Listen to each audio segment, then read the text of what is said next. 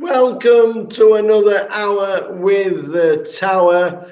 We are pleased to be joined this time by one of the guys who plays the circuit, and a lot of the circuit we will be talking about.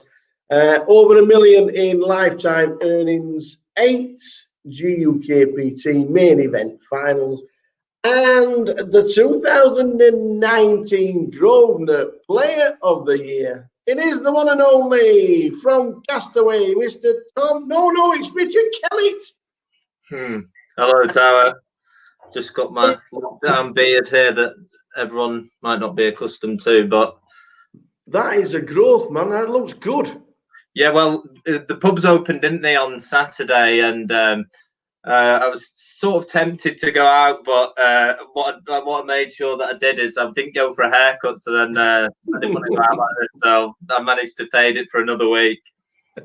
I'll tell you what, if Simon Zach watches this, you could be brothers. Yeah, I was going to say, do look a bit like Zach. Yeah, you know what? Absolutely. Hey, we're going to run through what Rich Kelly has done for over the last decade. It's been pretty eventful. And one of the first things we can talk about is that we saw recently you posted on social media about you're in a chess club at school. Now, you're talking to a guy that used to play for Rotherham, by the way, at chess. Oh, wow. So now that is a long time ago at school, by the way. Was chess a good base for poker? Is that with the deep thinking?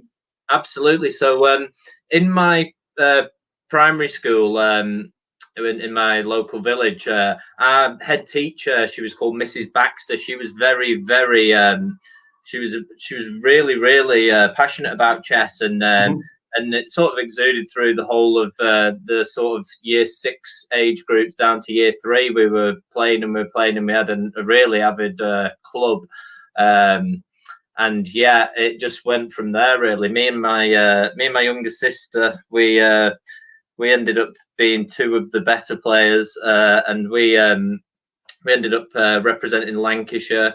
Nice. And we'd even go down to England matches at the Albert Hall, where they play the darts now. We used to play in the Royal Albert Hall, where Ali Pali, where they have the darts finals now every January. And yeah, we sort of got to the stage. I was number 4 board for the number 11, the under 11s in Lancashire, and my sister, I think, was the number 1 board for the under 9s in Lancashire. So we were pretty good, and then obviously we were coming home and we were playing each other and getting better and better.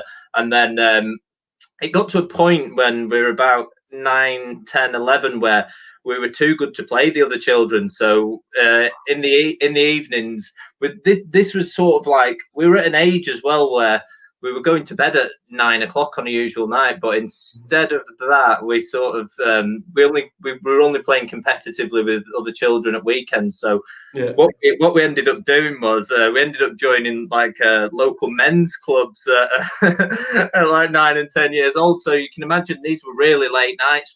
We're in these local games. We're going to places like I was from Chorley, so going to places like Leyland, Blackburn, and Burnley, and all over the place, travelling around the northwest. And we were sat in there till 10:30, 11 o'clock at night, and we were playing against fully grown men who were drinking pints and blowing smoke across the chessboard. So it was it was sort of like the ideal preparation for poker. But at 11 years old, when I went to high school from primary school, it just sort of wasn't cool to play chess anymore. Everyone, you just couldn't be that kid who was in the library every day. So yeah, I had to get back out on the football field, and I stopped playing then. So I've met some people through poker all around the world who've gone on to be really, really good chess players. But I sort of completely left it alone from 11 years old. How good could you have been, Jerry? I don't know. I definitely felt like I definitely felt like I had some ceiling, because there's a guy in the local village, to me, who used to really give me a good pasting, and that always brought me back down to earth, sort of thing. So I don't know. I don't know, but it's leading into the poker thing from chess. The skill set is so similar, because in chess you're thinking 3, 4, 5, 6 moves ahead, and it's exactly the same in poker with your pre-flop, your flop, your turn and river. It's the thought pattern is almost exactly the same, thinking moves ahead. So yeah, the skills are massively transferable. But I mean, I'd love to sort of play now, but you can't really win money, and, the game's very time consuming. So it's yeah, I would love to play, but I don't know. Maybe in later life I'll get back into it. I think when I've got a bit more time and there's not so much poker going on all over the place. Absolutely. Where did you start first playing poker, and how did you learn, or was it just like?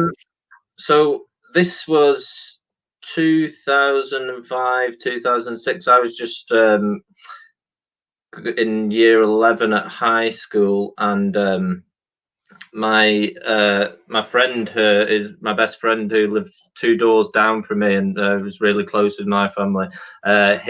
He'd just gone to a local sixth form college, and this was obviously a year or two after the Moneymaker thing, and you got Greg Raymer and all that. So it was basically the exact point at when professionals started winning the World Series main event every year to when amateurs started winning every year. So they were I was in year 11 at high school. They were going to, well, as loosely say, they were going to college. They were just going sitting in the canteen and playing every day, and then they'd spill home at night, and they'd just all be playing around my friend's house. So like I sort of got introduced to it at 15 years old.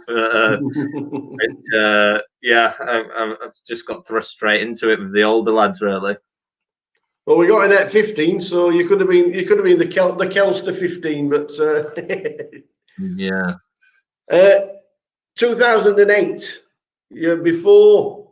before you started playing live, you got a massive result online. You come 5th in the full tilt 750,000 guarantee for 33,000. That was July 2008. What did it feel like winning that much money at that time?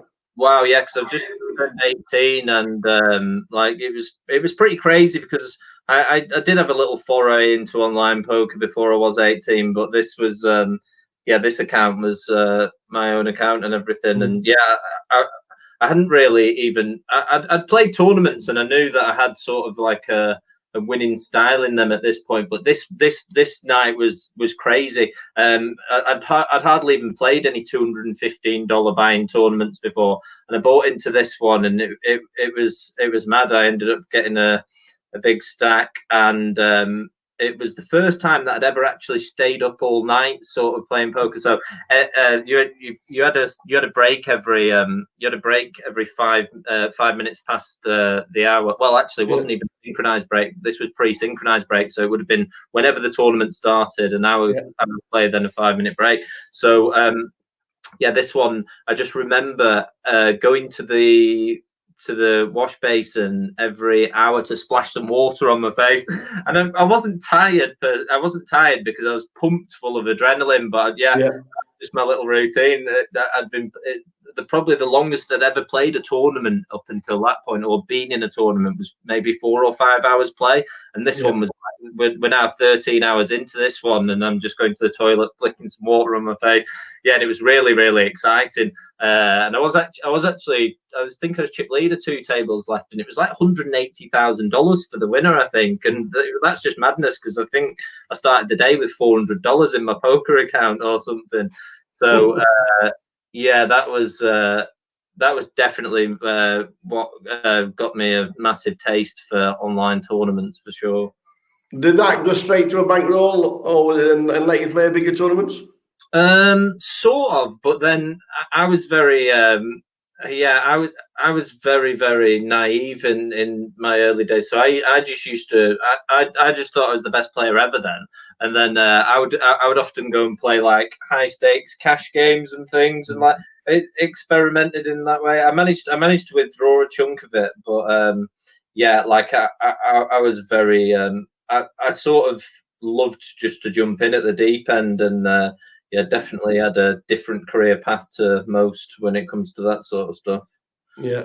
Well, after you'd had that nice score, you started to venture into the live poker. Your first Hendon mob was back in 2008. Can you remember what it was? So when I just turned 18, I used to go in the closest to casino to where I lived in Chorley at the time, which was Bolton Casino, and that was actually back in the day. That used to have some amazing cash games. They'd have like a 2-2 game every evening at the Grosvenor. That was actually where the first ever GUKPT was, wasn't it, Bolton? Yeah, that's right. Yeah, the first ever one. Yeah, and like the games in there used to be crazy. Like I couldn't even dream for games in there these days. But yeah, I used to have a little go into there. Me and my friend would go down, and we saw it advertised on the internet as like a £3 rebuy tournament. Anyway, so we went down. Just thinking, okay, well, we're going to go and play this tournament. It seems quite cheap. It's only £3. Anyway, we realised about 5 minutes into the tournament that £3 actually gets you one set of chips, and that lasts about 5 minutes because everybody's just going all in, every hand, rebuy. So yeah, we opted for the freeze out tournaments then, and I was having a little bit of success online at the time. So like, I actually was playing a lot bigger online when I was 18 than I was in the live ones. And I did a little bit of research, and I found out there was a place, Casino 36 in Stockport, which had some games. And they were they were £50 rebuy tournaments and £100 rebuy tournaments, and they had a really big cash game there. So yeah, it was weird, but I went down there, and I was trying to get in at the front door, and they were sort of saying, yeah, you've got to be 21 really for this one. Anyway, I ended up on some sort of technicality. They ended up letting me sign up at 18, so I was just forever known as the kid in there. I was like just by a mile, and I was playing every night with people like Ali Malou and everyone. So yeah, I've known those guys really, really well for over 10 years now, and that's sort of my first exposure to the poker circuit. You went to Gala at Leo, second for 1200. Right, yeah, I remember it. It was a Gala at the Liverpool. That's right, yeah. It was like a Sunday evening, the last tournament of the Gala Poker Tour. Yeah, that's right. I remember it well. February 2009, you had another big score on Full Tilt. You must have liked Full Tilt at the time. The Sunday Brawl. It was by far. Third for 40,000. Yeah, the Sunday Brawl, I think that one was. That's right. Yeah, it was by far the best, in my opinion, and I think a lot of people would probably say the same. It's by far the best poker site ever. Just in terms, like, people just used to go on to rail the cash games. Like, you didn't need, a lot of people were just on there not even playing. You had all Phil Ivey and Tom Dwan sat, and Gus Hansen and Patrick Antonius sat with all the big money in the cash games, and it was just yeah, for me, like, it was the greatest poker site ever, and I just really liked playing that on there. Yeah.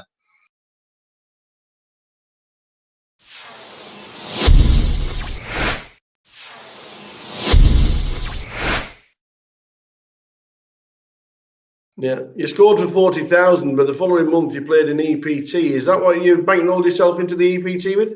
No, the EPT was a funny one actually.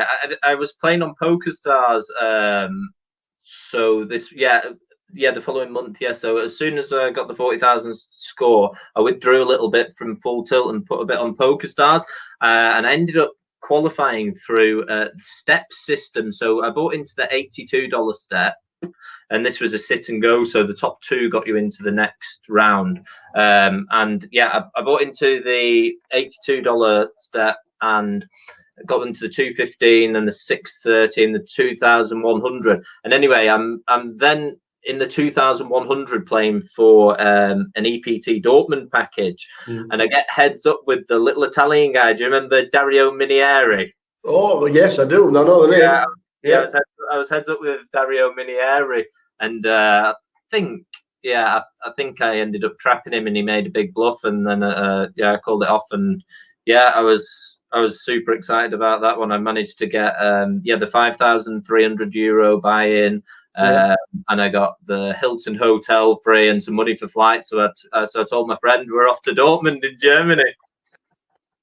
667 runners there were, and you were chip leader with 70 left. Yeah. Now, was you nervous? Was you excited? It was a crazy experience. Day one, I just sort of was playing pretty tight and didn't wait. I couldn't really get many spots day one. I was finding it quite tough. And then in the last level, I got a big double up with 9s against 4s and bagged a moderate stack for day 2. And then day 2 was just an absolute whirlwind. I sort of, I think I had an interview with Poker Stars actually at the start of day 2, and then I've got on this table, and I'm just running absolutely berserk, like, but I'm sort of painting a picture that I'm this really tight kid who's just like satellite in for this really big tournament. Like every time I sort of make a crazy move, I'll show a card that perhaps makes it look like that I had a strong hand or something. And they were all buying into it, and I was just going, I was literally just putting the foot down, and then I'd even find a situation where I'd like flop a set or something in a massive pot, and I remember it was because it was so early on in my poker career, but I just, the amount of physical chips I had in front of me at one point, they had to stop the floor people had to stop it and come up and color them up. So yeah, that was crazy. Was it true you had aces 3 times in a row? I think I might have had them twice in a row. Instead, I had them 3 times in a row. Tell the bloggers anything. Yeah, I mean, I was really trying to exploit my image, because I had a table that I could run over, and I wanted to sort of paint the picture that I was this young kid who'd qualified, who really wasn't really looking to put much pressure on, and then sort of do the opposite, because when my style online at that time was just going absolutely ballistic and trying to run people over. So I felt that the best way to sort of be able to do that was to paint a picture that I was doing the opposite. 15th for 20,000. Annoyed? Yeah. Happy?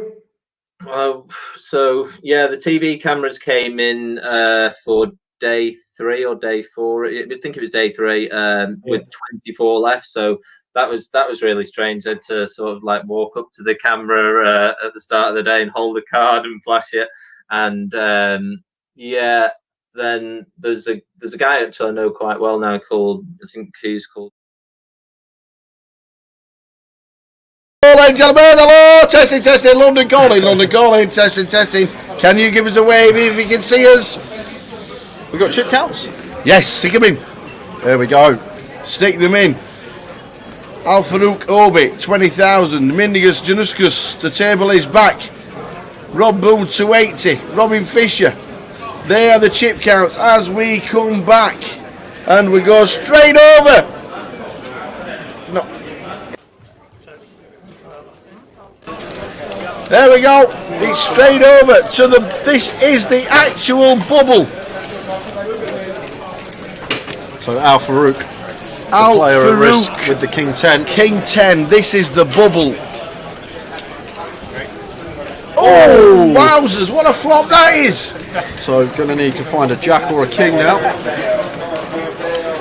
8 changing nothing. Al Farouk needing a king or a jack to survive. And it's nice, an ace, so ace is full. Yeah. Oh, Al Farouk Obi has just bubbled the main event, and we are in the money. We'll bring you up to speed. Apologies for the server crash.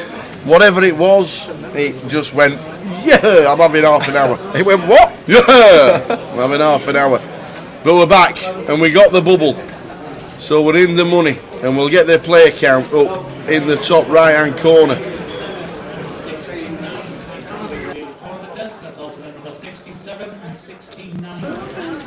So we got the bubble. Unfortunately, we were on 46.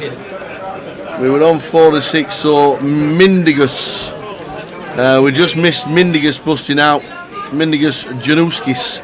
He bust out, and then Obi on the bubble with King 10 against Ace Queen. And as you can see there, Wendy Watson's chips are in the middle with 3-4. 3-4, she's down to 19k, she's in the money. That's the main thing, she's got her cash. There's 2 live cards here versus the Ace Jack. And there's a 4. Oh, there's a 4 for our Wend. Hold! Hold! Hold! Everybody shout it, ladies and gentlemen. Hold! No Ace, no Jack. And Wendy Watson doubles.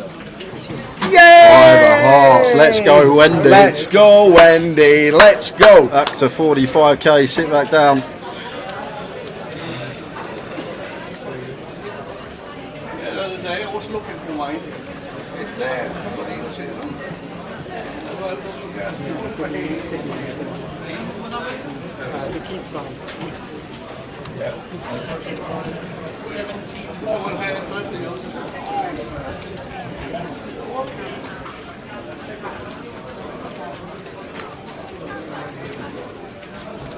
So there we go. Wendy Watson, big smile on her face, huge smile on her face. She says, come here, give me them chips, get me back up to 40k.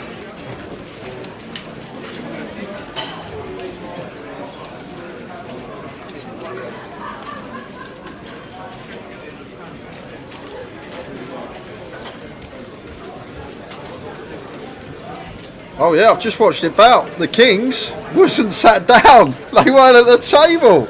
Andrew wasn't at the table. We didn't fold the Kings. Wendy would have been out. Oh no. Wendy Watson would have been out. Oh, write that name on that trophy. You're right. Andrew wasn't sat at the table. His Kings were mucked. Wow, they were putting the boxes by the dealer. That's the ultimate roll. Oh. Wowzers. Oh my days. Ronnie's just raise and take there with the A7. I think we can definitely defend the 8-9 off, even off a short stack. But just going to think better of it. Look at the stack distributions on this table. You've got 4 stacks above 50 and 3 below 15.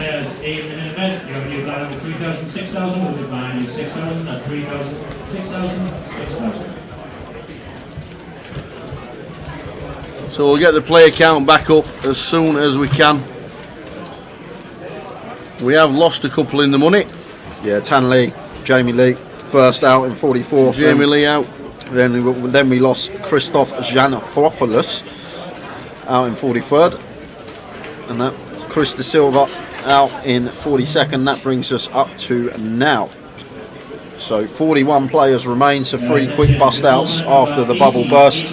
Min cash of £2,650. So Watto with chips, happy to open the Jack 10 off from under the gun here.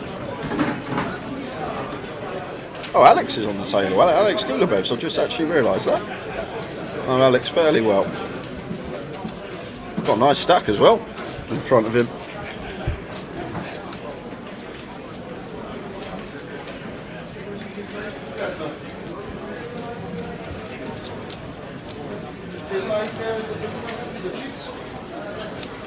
So the blind's 2,500, 5,000. We are in the money. 41 players left. Chris De Silva last out. Oh, Kev Allen standing up. Kevin Allen standing up with a sigh on his. Oh man! And that's because he has just busted in 41st. So we're going to have 5 tables of 8. We'll have a couple of players coming over, or just one. Sorry, we are 8-handed. So down to 40. Well done, Kev. 41, 2,650.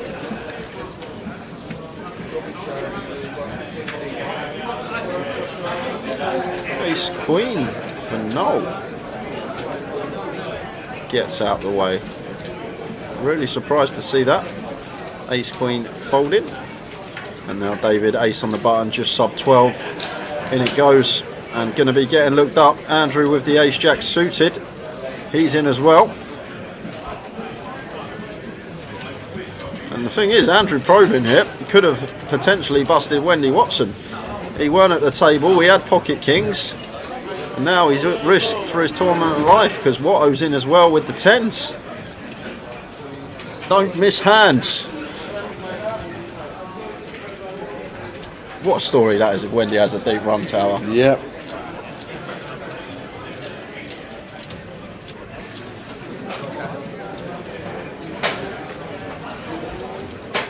So Watto here, potential for a double bust out. David Bennett and Andrew Probin both at risk here. And Watto with the 10s. Well, there's a 6. And there's a spade draw. And Andrew here, massive now. Although the ace not working, only the jack. Ace would make David 2 pair. He's going to need a spade or a jack for Andrew. And it's a 9 of hearts on the turn. So Watto's still set for the double bust out here. Just needs a clean river. And clean it is, 5 of hearts, so double bust out on the featured table. Wow. Losing David Bennett and Andrew Probin in 40th and 39th respectively. And that means we're down to 38 players. Wowzers.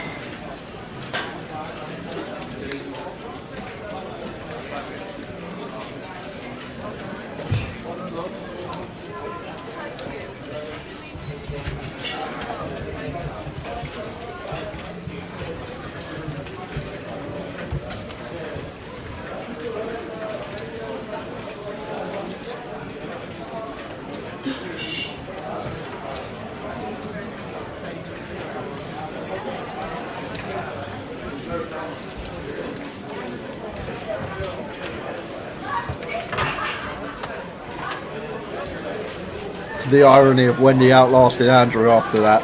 Don't miss hands. In MTTs, we do not want to be missing hands. Do not miss them.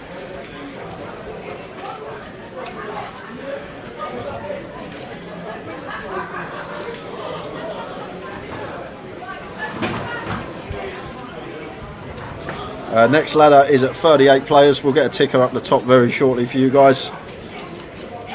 Oh, so everyone's just laddered £150. There we are. 38 remain. As Gary Stephen Smith comes into seat 1.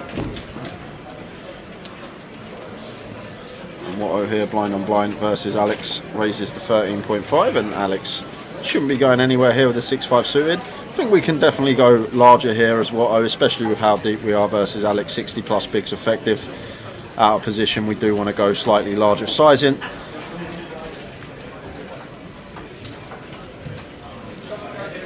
Ten 9 flop, 10-9-4. There's a 2 overcards here for Steve. Blind on blind, ranges perceived to be very wide. And continuing for 11k. 6-5 of diamonds here for Alex. We do have some very nice backdoor possibilities. So may fancy a float here. I'm going to take the aggressive route and choose to raise instead. I don't mind this at all here. Very nice hand selection to do it with. We've got some very nice backdoors, 6 high, bottom of our range. Potentially go after some ace high, king high, just random c-bets of Watto here, and with potential to barrel on turn cards the time that he does elect to continue. And back over to Steve here, who's still with ace high. May fancy continuing, but gonna choose to let it go. So Alex takes it down, which is 6 high.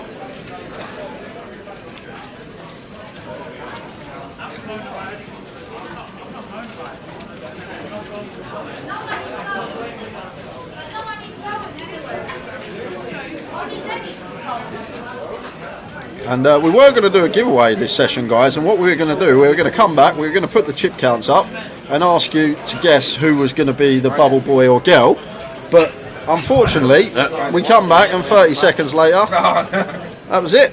So we'll have to come up with something else for the old giveaway. We've got one more £150 live satellite seating commentary to give away this evening. We don't know when it's going to be, so stay tuned because it could drop at any moment.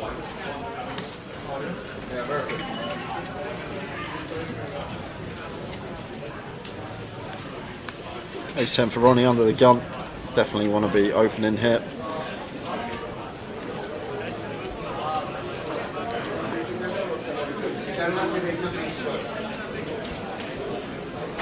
Makes it 11k.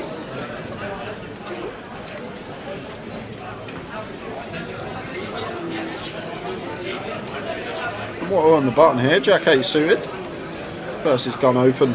Fairly deep with Ronnie, 60 plus bigs. So it's going to come along. And Alex here in the small. Ace Queen off. Probably either or. Obviously it's a gun open. Like if we free bet here, going to have to make it 50k. And we hate our life if Ronnie does elect a 4-bet, but dead money in the pot. Looks like happy to squeeze.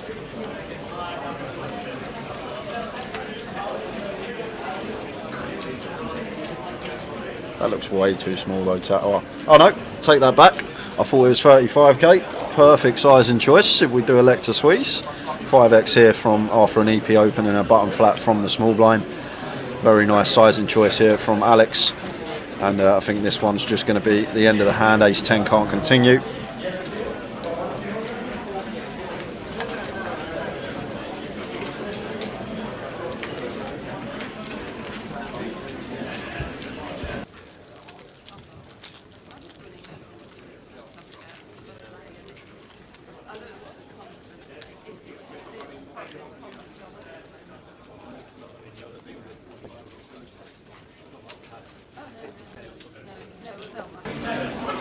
Watto, top non-league striker in his day. He also played for Leyton Orient as well, didn't he? Back in the day. I don't know if he said he played for Rotherham United. He played against Rotherham United at the old Millmoor. So we'll have to, but yeah, Stevie Watts played for Leyton Orient. Did play in the non-league as well.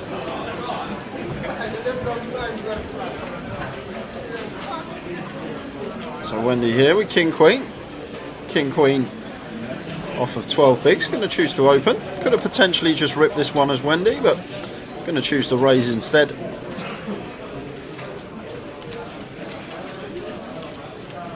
Over to Ronnie in the big blind with the Queen 10 of hearts and going to make the call.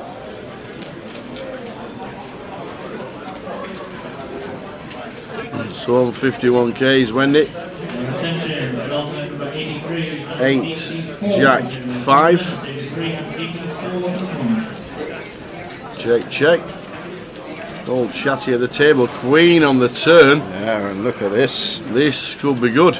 Could be more chips going the way of Wendy Watson. So it looks like a small lead here. And a raise. And a raise from Wendy. Ronnie leading for 10k. And Wendy with the small raise to 25k here. Going for value with her top pair. And Ronnie here, 15 to win 65. 4.5 to 1 on the call. We have a gut shot and top pair. Is he just going to give Wendy credit for a hand after she checks back flop?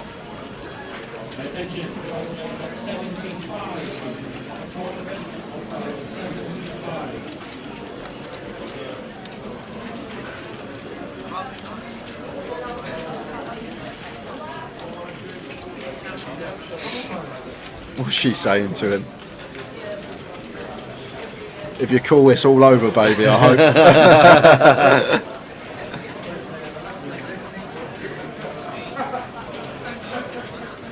Yeah, they folded. They Ronnie. Correct fold as well. Nice fold, Ronnie. So she's up to 90k. When is the Blackpool game on?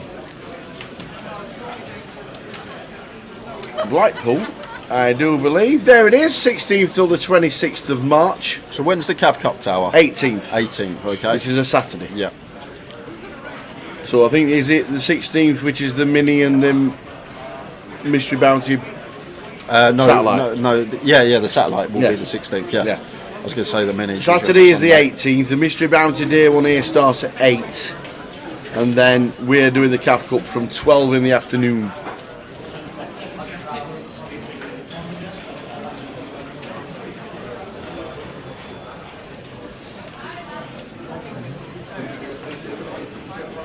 So Roger's done well with his stack as well, hasn't he? He was on our feature. Yeah, he had chips earlier today. When me and Jack were in the booth, he had about 220k, so just looks like he's excelled since then and chipped up nicely. The thing is, with the big stacks on the bubble, it's a very good time to get chips. You know, these middling and short stacks are just going to be doing a lot of folding, so you can open so much wider and potentially chip up.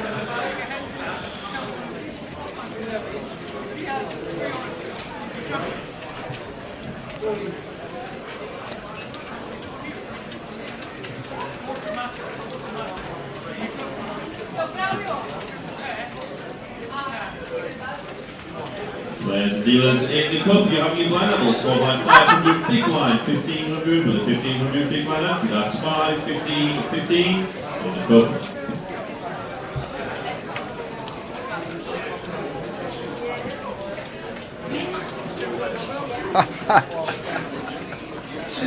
Someone asked, "Where's Devon?" and someone replied, "Just north of Cornwall."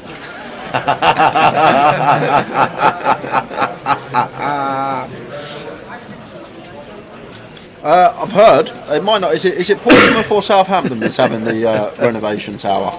Southampton's going to be brand new. Yeah, so Southampton, I've heard, maybe through the grapevine, that potentially, I'm not sure next year, not sure the year after, but we may see a GUKPT in Southampton. Yeah, potentially in the future. But Portsmouth, I don't think is going to be the case. No, Portsmouth's doing well. We've got a 25-50 coming up of Portsmouth. So Gary here with the pocket tens, Gary Stephen Smith, GUKPT champion in the past. Can you tell me which one it was, Tower? Say again? Can you tell me which one it was? Who's that? Gary Stephen Smith. Which GUKPT did he win? Yeah, I can't remember. Reading. Edinburgh 2018. He was the one. You might remember the interview. Remember the interview about donking? Oh. And he said he owed me a pint. Exactly right.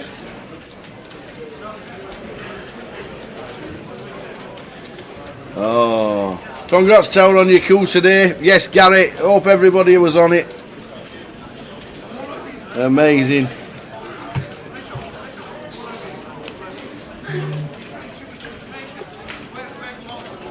We'll get a ticker top right for you very shortly, JH. Tower and I usually do it from the booth, but we got a new bit of software where our action tracker has to do it for us now. So hopefully we'll drop him a message. He's got a lot to do anyway, obviously, with the action occurring, and then got to remember to put the player count in every time someone busts. But we'll give him a nudge so it does appear top right of the screen very shortly.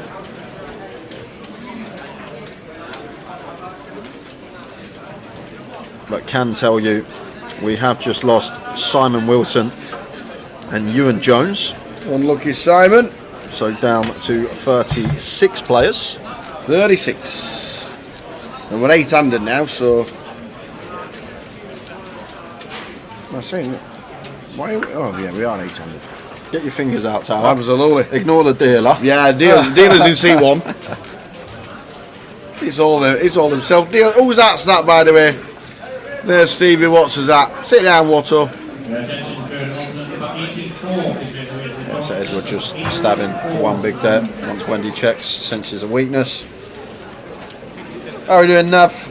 Once again, Hat and Tower, you're doing a great job. Keep it up. Well done, Tower, to get the Tower treble up. Nice to see Alex doing good. Good luck, Alex. Thank you very much indeed. Tony Tats. Oh, we don't know how to tell you. Hey.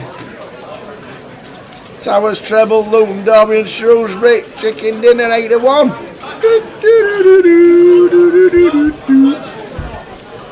Yeah, lovely little touch. Only puts me 18,440 quid down now over the years on Towers treble. We're getting there. We're getting out the hole slowly.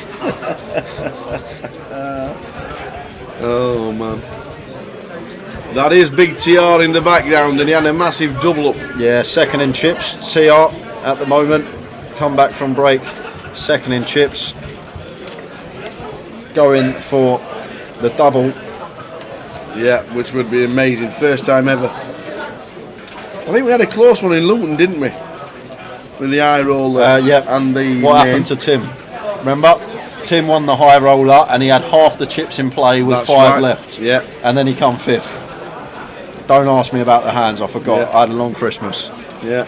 And then there were a question for 3 months is, where's Tim? Where's Tim? What happened to Tim? So we got King Jack of clubs for Noel, opening from EP. Perfectly fine. Ronnie just flattened the suited Queen. Like the decision to just flat. And Gary fine to defend the 7-6 off here. Go on.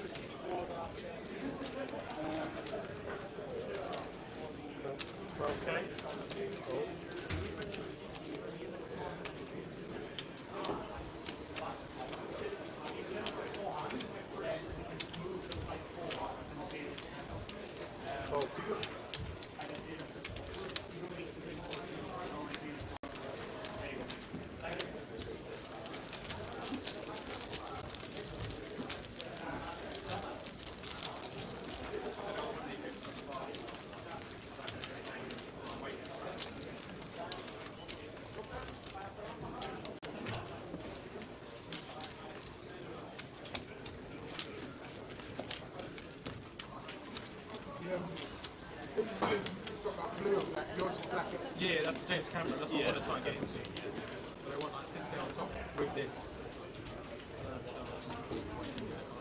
My name's down. So is mine. It's so hard. I give you a call down again. Yeah.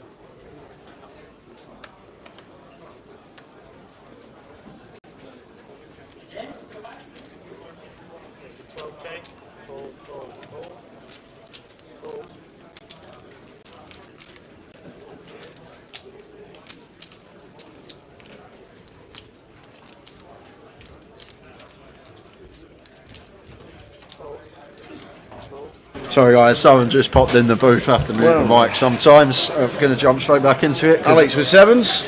Watto defending with 6-3 off. Sometimes you don't have to, but Watto says, I've got all the chips. I'm calling. Does flop gut shot. It does. And the Queen 5 deuce 2 diamonds.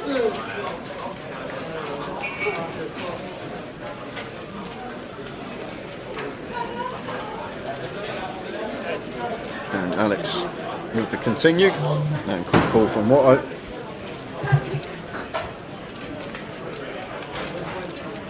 Eight of hearts turn.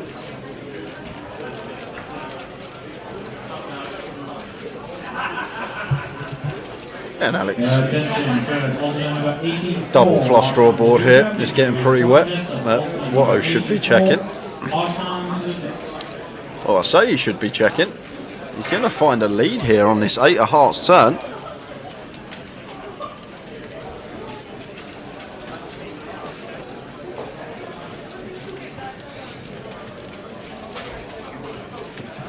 Goes for 19.5.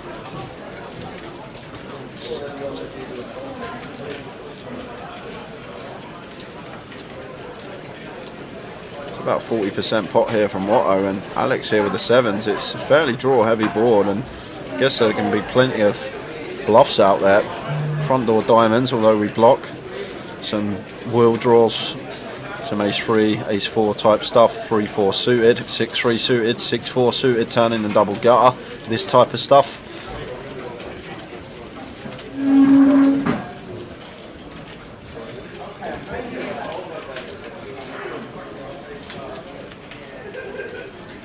Going to decide to fold the 7s faced with that lead. Nice play from Watto.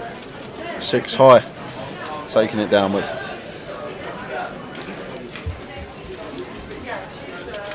Blind's going to be going up in just over 5 minutes time. Take us into the 3K, 6K level.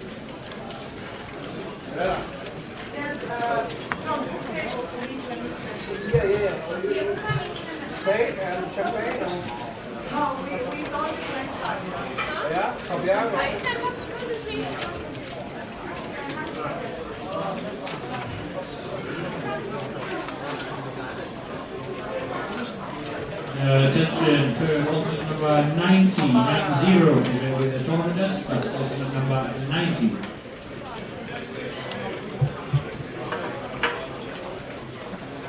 And Alex is on the move to balance tables. So must mean we have lost one, and it is right, we have lost one. Andre Purser out in 36th, so 35 players remain. I reckon we'll get down to between 15 and 20.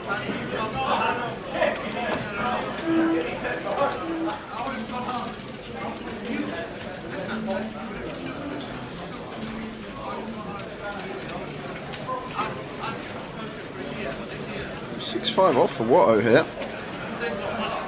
Interesting. Edward opening the King 10 and the cut-off. Gary just flattening the Queen Jack. Could once in a while choose to free bet this one versus cut-off open. Queen Jack off. But flatting going to be fine too. And Watto wants to get involved here with the 6-5 offsuit in the small blind. He's got the chips too, but this is fairly loose.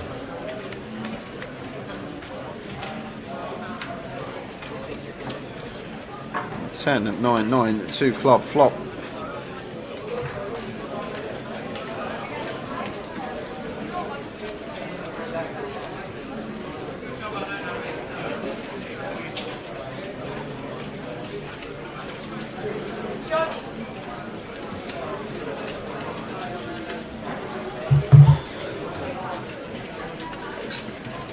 They're going to start with a check call here. Checks it over to Gary. And it's a king on the turn. Action turn card here. And Gary now just going to be firing again, trying to get stacks in by the river. Second street incoming. So we're working with 1-2-2 here, so I think half would be fine. Looks like 40, so just north of half. Setting up a nice half pot river jam. The time Edward calls, which he will be calling here. Can't fold the King 10. Gonna have to call once more. Like even could be up against some King Queen, King Jack that elect to fire flop. And there is the call.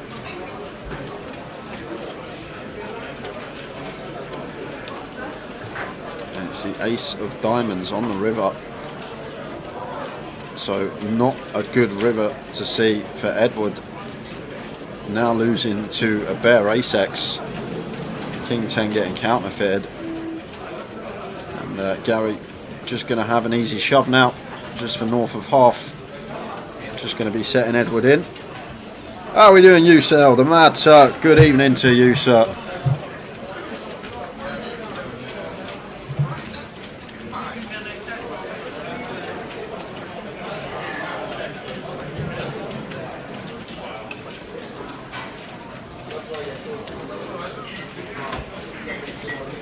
Evening, the Mad Turk.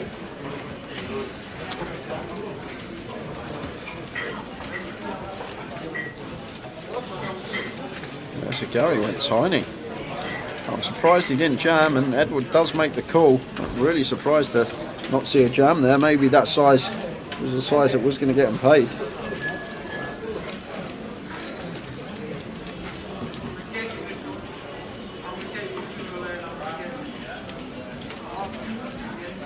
Hey, Hubby Bet. Been grafting all day. Did you get the £1,500 certificate? Yeah, we gave 3 away. What, in the end? 3. You missed out, mate. Oh, sorry, very sorry. No, we done 1 last session as well. We done 4. 4? 4. Wow.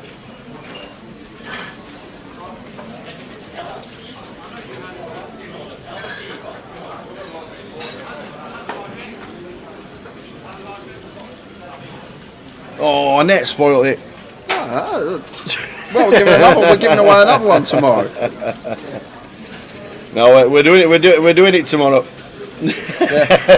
Everyone's name that rhyme with tubby chair won themselves a seat. Only open till 8 PM. Only joking, Hubby Bear. We're doing it tomorrow. The giveaway for the £1,500 seat is tomorrow. Oh, brilliant. And Wendy's got the ladies. Wendy Watson, Pocket Queens.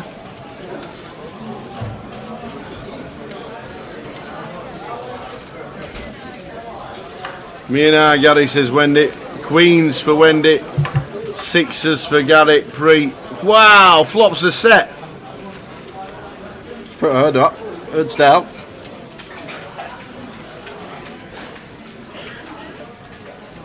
And she's falling.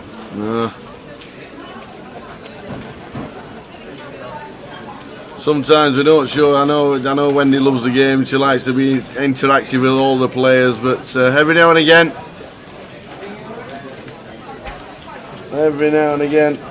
just keep them cards close to your chest. How are we doing, Alex? Some of these big players will be taking all this on board.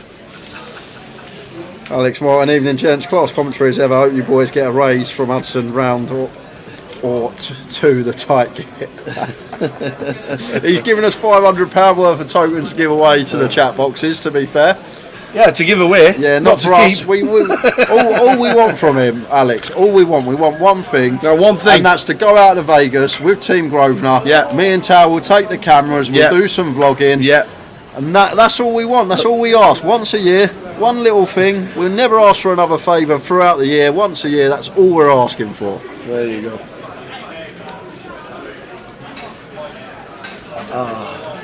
It has been quality. It has been quality. It really has. And obviously with the 10 £150 tokens and then the £1,500 seat from Jim, £500 plus whatever Jay decides to add on from Tom. Alex Martin, what a man. Vegas for sure. I will have a word with him. Good man, Alex. Put in a good word. Just let him know he'll get an email from me on Monday for £17,000 worth of giveaways if we're not going. Always go over budget, but he never, to be fair, he never usually complains. He just sends the tickets out.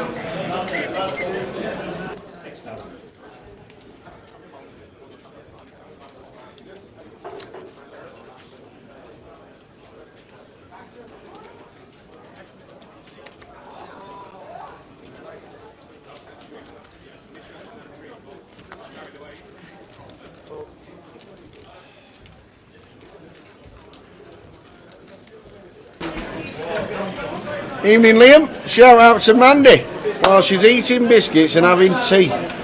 What, biscuits for tea or drinking tea? Oh, tea. And what biscuits? Tea. And what biscuits do you dunk in? That's what we need to know. If you dunk in your biscuits, what are they? It depends what you fancy usually. If I fancy a long dunk, I'll have like a Ob-Nob. If I fancy a short dunk, I'll have a rich tea. I wouldn't ever dunk a rich tea ever. It'd have to be really in and out. Yeah. But they're nice. They're nice rich teas in a cup of tea.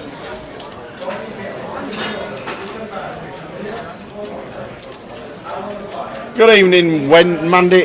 Hope you're well. And Liam watching on YouTube as well. Who we're rooting for.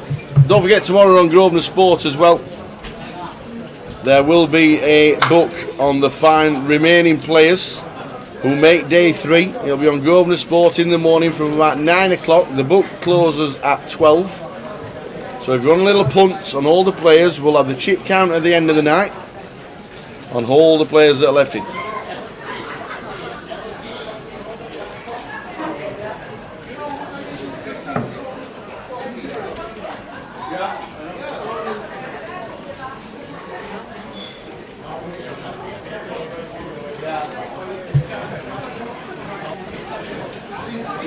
Fig roll in a cuppa. I don't think I've ever had a fig roll. I'm not being funny. I could talk about fig rolls for an hour. They are nowhere near as thick in the middle with filling of figs like they used to be. Yeah. And that's very upsetting. Because they were a quality biscuit back in the day. And I know everything changes and things get worse and smaller and smaller and smaller, but it's now a right slither where it used to be chunky. Wendy is in the tank on the small blind. Oh, she does like to talk. He had his raise to 12. 8s for Wend. 8s. Yeah. Oh my days, this could be in. I think that this is probably a fold tower. This is, well, it is a fold. It is, well done, Wendy. Good fold. Glad she folded. Yeah, it's gone open and cut off 3-bet, so we don't have no fold equity versus the cut off here. Like jamming 8s, we would at least want some fold equity, chance to just get it through and not have to get to showdown in an all-in and cool situation. Yeah. And Gary's opened under the gun, so he's repping a strong hand, and then Ronnie still wants to 3-bet. So very good fold, Wendy there. Nice lay down. I know she was actually in front, but love the fold. Good fold. I thought it might have been in from when she looked down at the 8s.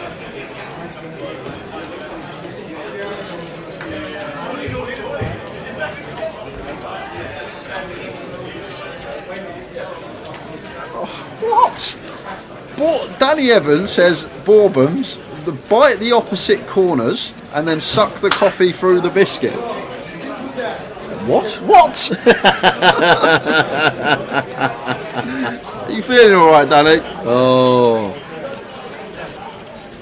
Malted milk, they're nice. I like the old malted Yeah, milk. they're real malted milk. Susan must grow. Is it a fig tree? How do figs grow? Plants. Your figs ripe at the end of September and you make fig rolls. I need to go down to Susan's.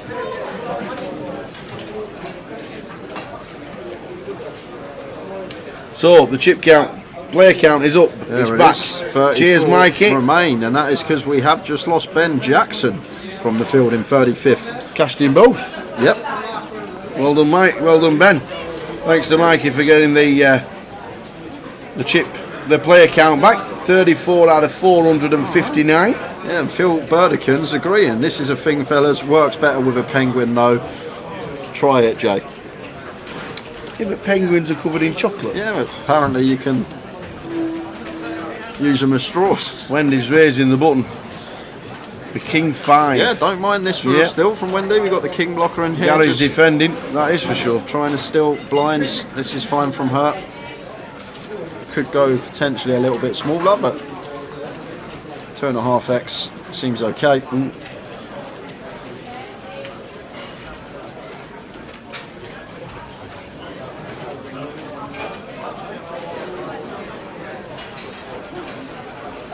Oh, what a flop for us, Wendy. King 5-3. Top 2. And continues for 6. And Gary going to float here with no draw, some plausible backdoors. Well, there's one of them, the Ace of Diamonds.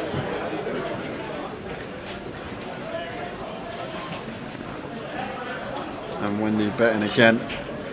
It's at 20 and a call. If it's a break, this is a big pot for Wendy Watson. Oh, it's no! not. It's a diamond. It's runner diamonds for Gary. Gary floats. Oh man! Floats with 8 high and goes running diamonds. Wow! Unfortunate for Wendy there. That is very unlucky for her. Flops top 2 against the hand that's drawing to runners and finds the running diamonds. Oh man! Ill one for Wendy. Down to 7 big blinds. Would have been up to 150, 160k if we can just fade a river there.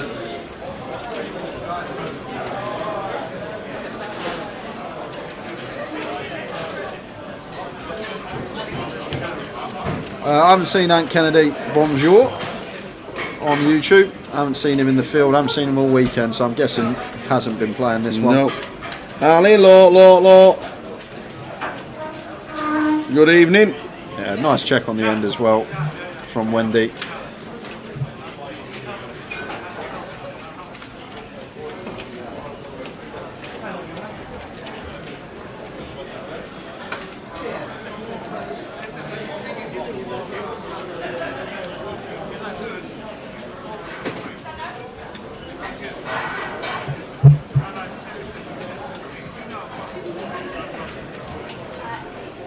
Now Wendy running into aces.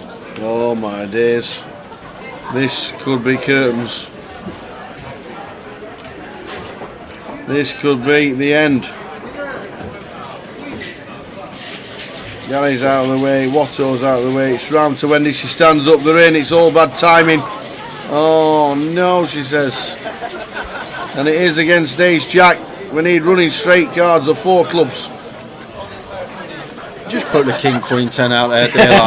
Just Rajiv's got enough chips. Just put it out there one time. Yeah. Attention please, on the number 93, Tony Kelly to the tournament desk please. That's Tony Kelly to the tournament desk. Queen, clubs, 10 of clubs. Oh, it's the 5 of hearts. That's it. So we are going to lose Wendy Watson in 31st. She does get a little £150 ladder tower, because just before, on table 23, we lost Danny Grogan in 34th place. So Wendy out in 33rd for well done, Wendy. £950, and we are going to be down to 4 tables of 8. We'll get some players in them seats very shortly. 32 remain.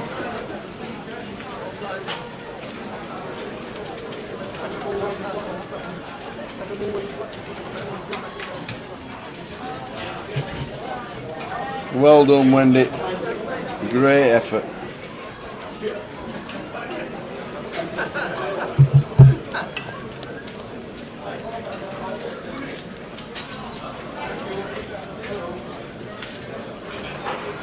Got herself a little pay jump as well. Well done to Wendy Watson for a great run.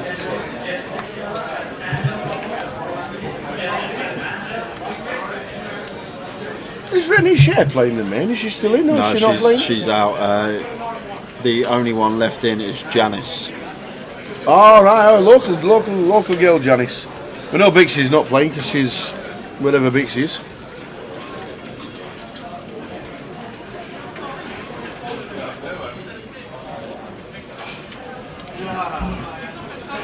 Yeah, Janice Phillips, last remaining lady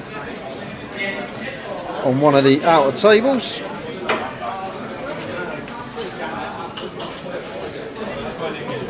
So, ace do suited for Ronnie, opens the 14, and Rajiv flat in the 8s in the hijack.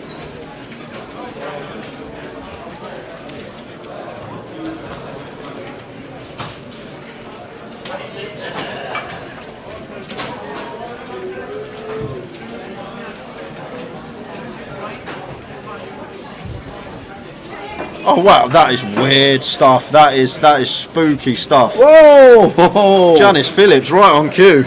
As we were just saying, last lady left in the field takes her seat at the featured table and looks like she's got chips tower. There's 200k. That was strange.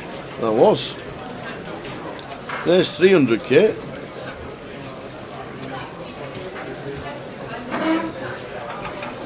Janice is about 325.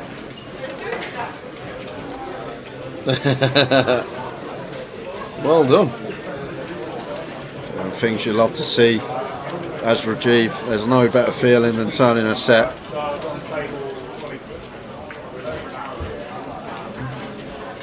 Still on Ronnie here. Looks like going to double barrel the ace deuce. So turning bottom pair into a bluff here on the king high board. We are the under the gun opener, so we are still going to have hands like ace king, king queen, aces as well, and just going after maybe some of Rajiv's pocket pairs, 7s, 9s, 10s, this type of stuff, maybe some floats like a queen jack, queen 10 with backdoors.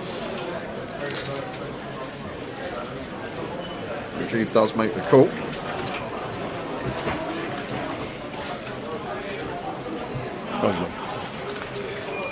Queen of diamonds, river. Yeah, so third nuts here for Rajiv. And like Ronnie does slow down, nice check from him. Like king queen definitely going to be in the range of Rajiv here once he calls twice. So like the decision from Ronnie to now give up. Don't mind the turn barrel, just going after them like pocket pairs and potential floats with backdoors. And now just snap folding to the bet from Rajiv. Nice one, Raj. 32 players left. We're in the money. We have this level and 2 more. Finish the live stream around about 12:30. RV overs. Well, here we go. It can't be. We had 2 25-minute breaks today. I've told 12:35. I was 4 seconds out yesterday. 4 seconds out. Why do you think I had the overs? I run up to the desk with 5 minutes to go. I went, get dealer change in, quick, dealer change. I'm having 12:35 again. You're having 12:35 again. What are you having? I will have.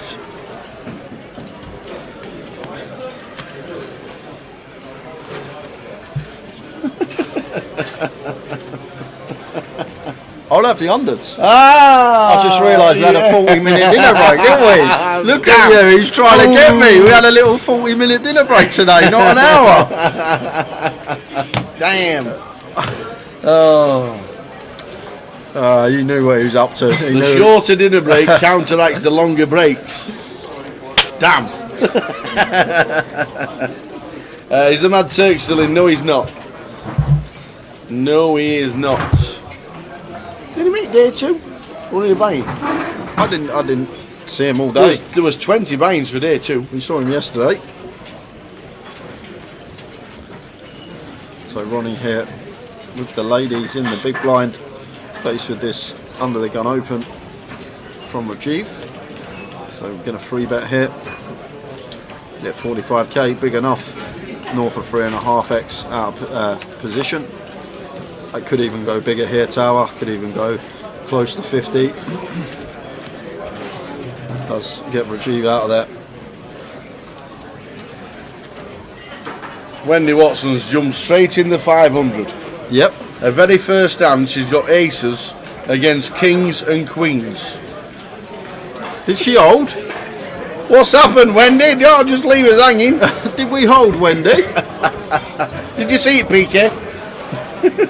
I've got to tell a story in a sec. So when Wendy popped in the booth when she busted live, so we knew what was going to happen with Wendy. Yeah. And she goes, the other night at the bar, she sold 2% to Tower and I for the main event, and obviously she cashed in that.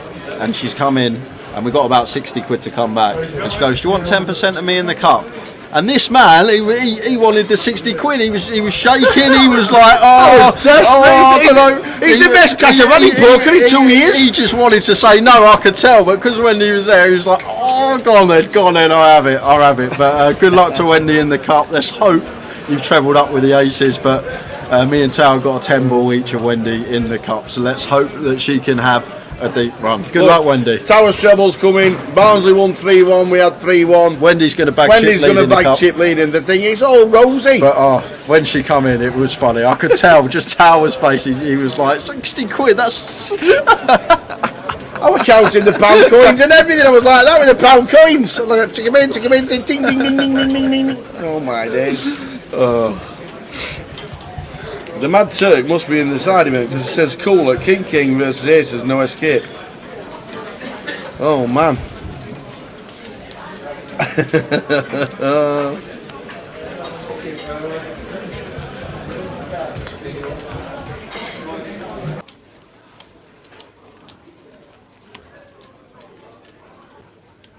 Attention, crowd, alternate number 84 is made the way to the tournament. That's 84 to join us.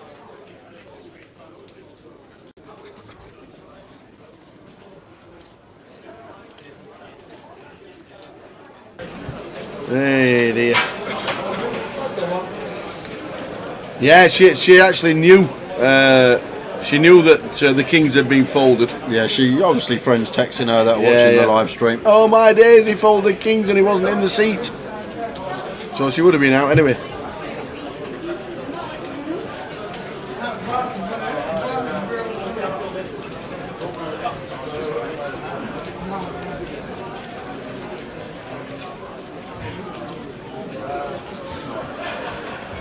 Jay won't remember pound notes. No, you're right. Not like ever. Do you know when the pound notes became pound coins? 1988. 83.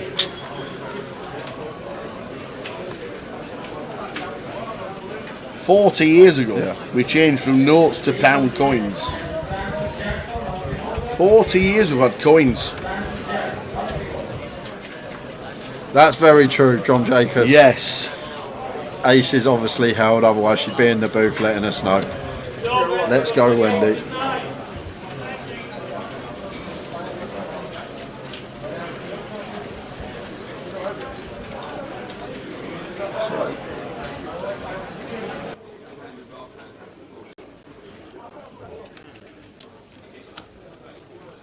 So Janice getting that one. Yeah, Janice's stack is well out. Yeah, she had 300,000 coming to the table. She had 2 stacks of yellows.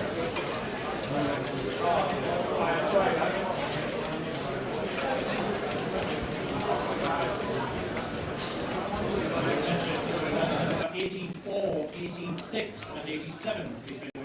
That's 84, 86 and 87.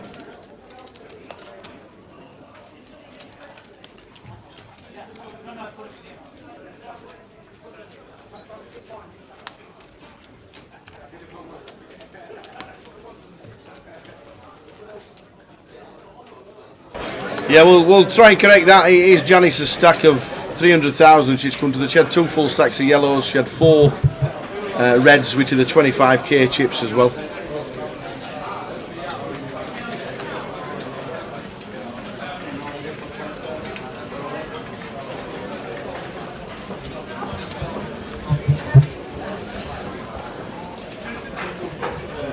Are you back home, Mad Turk?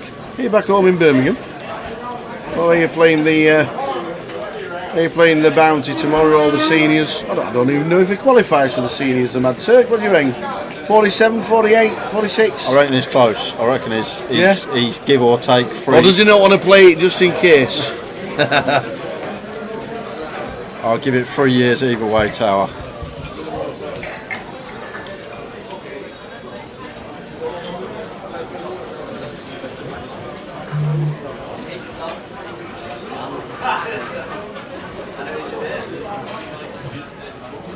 Big TR still going on in the hour.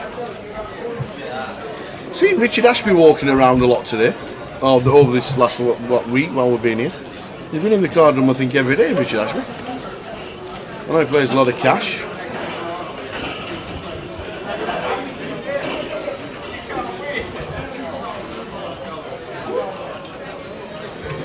Attention players in the cup. I'll give this level. There will be a 15-minute break. The caveats that just one player. There's going to be a break in the cup. Do you think we'll get an update? I think we're right. That was a good 10 minutes, right, wasn't it? Sit down, treble up. Oh dear.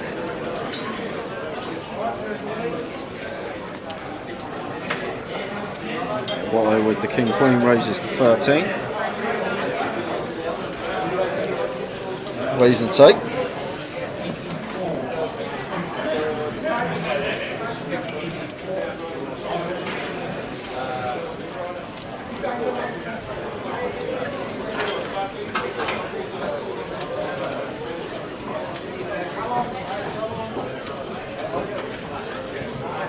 "32 players left, 4 tables of 8. Stevie Watts, got chunks.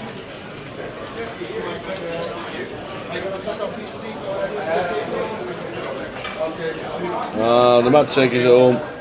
Home in Birmingham, home sweet home.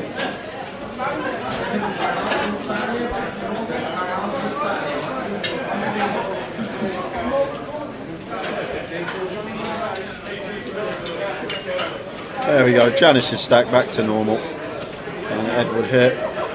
Good stuff. Wait another orbit to find his spot to put it in. Jack 5 just not going to do it. Ace King suited for Gary in the small blind. So either or, we'll have some completes, we'll have some raises. And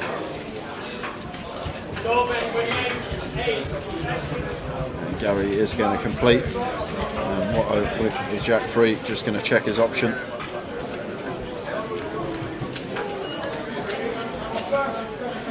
King 9-6, top for Gary. Putting a sneaky little check. Yes. The ace on the turn as well. Yeah. Now I'm going to fire and water out of there. Absolutely straight out.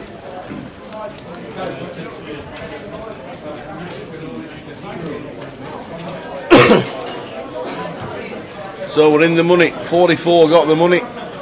We're down to 32.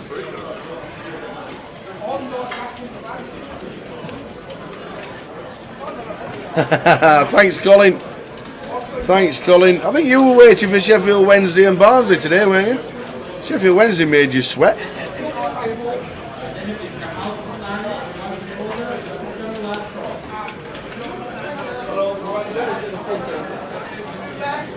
We were halfway to a 500 to 1 double.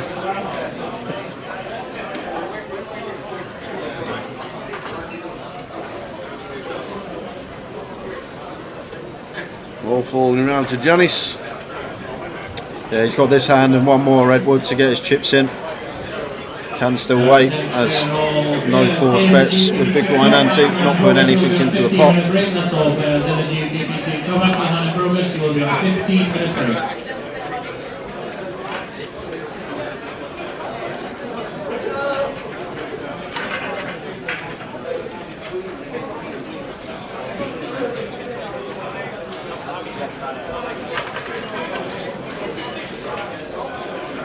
What do you want, overs or unders on 24 past before Wendy comes into the booth?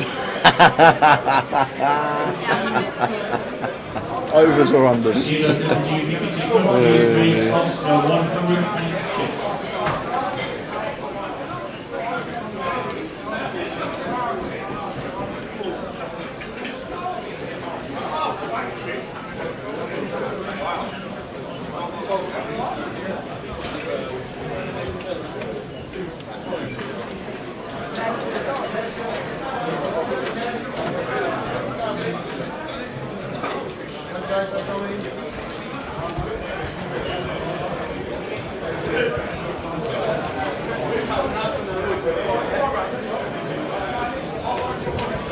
Queen of Diamonds on the turn. So pair for the gut shot and the flush draw of Gary. And Janice here with top pair, so not going to be going anywhere. Going to have to call once more here as Janice. Why has her stack gone back down to 67? It was just 370.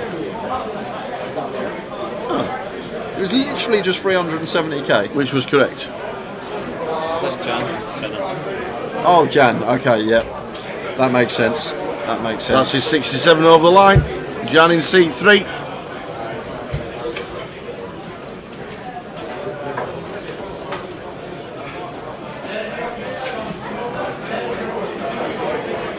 So Gary needing a queen, heart or 10. And it's a 7 of spades, so Jan will double up.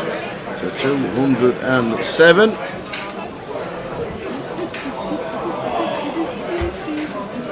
Oh my word, Colin, that's unfortunate. He had an 11-fold on the overs, 1.5 goals. The only team that let them down was Wednesday game, and they missed a penalty in the last 39 seconds. 11, what's that? Well, over 1.5, just under even money. No, over 1.5 2 to 7. It's over 2.5. Every game. Yeah. 2 to 7. Yeah, 1 to 3, 2 to 7. 2 to 7. Was that 10 to 1? A little bit more, I think. Brad, where have you been? It come in today, Brad. Where was it? You missed Wasn't even a sweat. No, it wasn't even a sweat. And the great thing is, Brad, as well, 812 to 1 treble. Unbelievable stuff from Tower today. Pound won you £812. Where was you, Brad? Well, that's what Jay got back anyway. Yes, we're live, Lemonade. How are you doing? We are here at the Vic on Edgware Road. We are indeed. Good evening. This is day 2 of our main event. We're in the money. 32 players remain. It is 9:25 p.m. in London.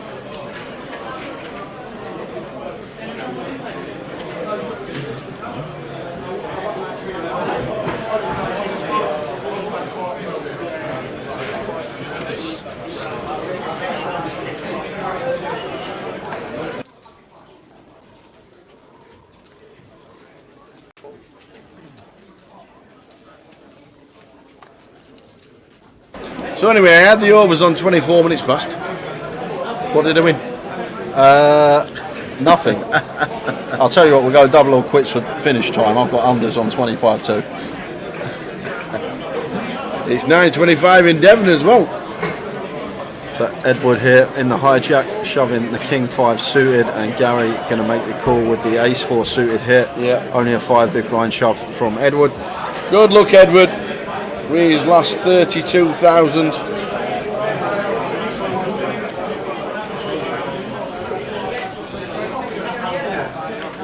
No one that connects, so Ace High still out in front. Edward going to need a King or 5. Still the same. Well, Jack working now as well. A Jack, a 5 or a King. And it's not. So Ace High going to take it. And we do lose Ed Roger in 32nd, which means we're down to 31 players.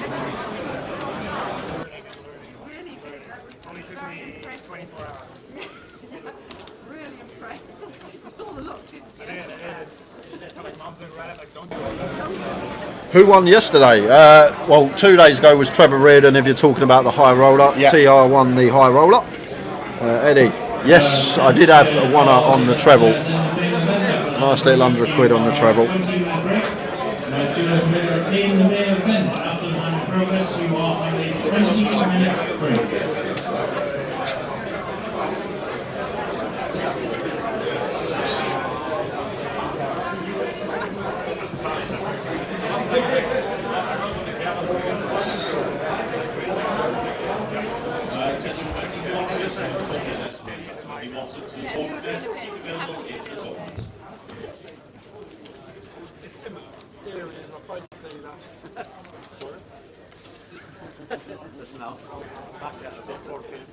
Nick the Mod sticking out their payouts for... Is that the payouts for this event? No, for the high roller. Oh, for the high the roller. Results for the high roller, yeah. Payouts for the main event that we're playing, concentrating on now. Scrolling across the bottom. We did have that. We did have the payouts on a template, didn't we? Should have screenshotted that for Mick the Mod. He might have done it when we announced it. We're going to be going on break, guys. Half an hour. Half an hour's time.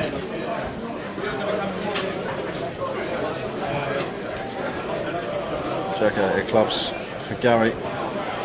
Calling in the hijack. Well, I've seen this from Gary. Chooses to limp in, and Watto going to ISO, trying to get heads up with Gary in position. So going to bump it up with the ace 9.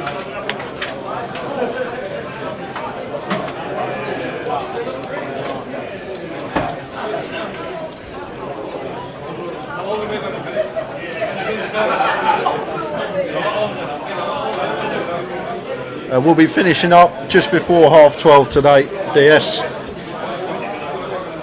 So we've still got 3 hours of coverage, one break in between that, but that's when day 2 will be finishing. We will have a rotation of feature tables in half hour as well. Yes.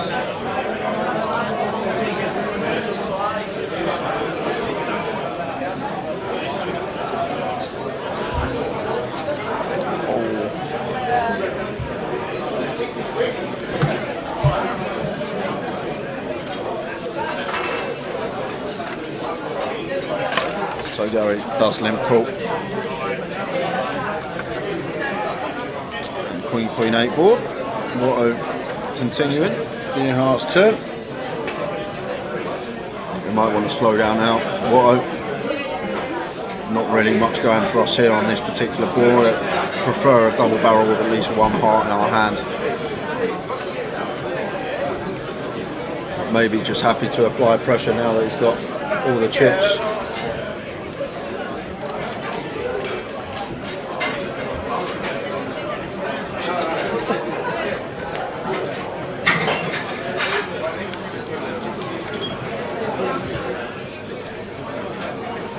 Does check behind, and if I'm Gary here, I'm either going to block small or just check.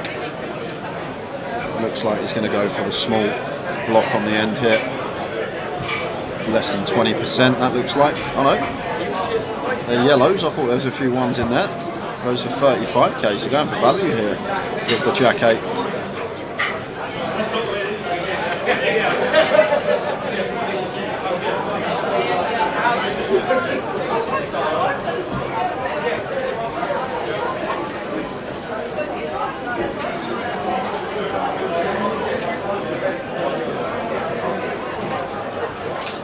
Just letting it go.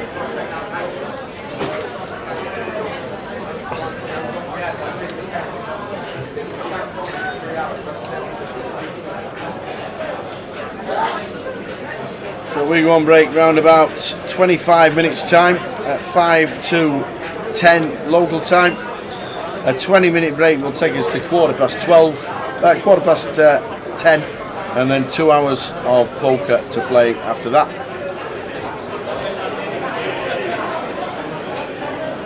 How many will we be down to? Don't forget, Grosvenor Sport tomorrow will have a live book on the players remaining for day 3.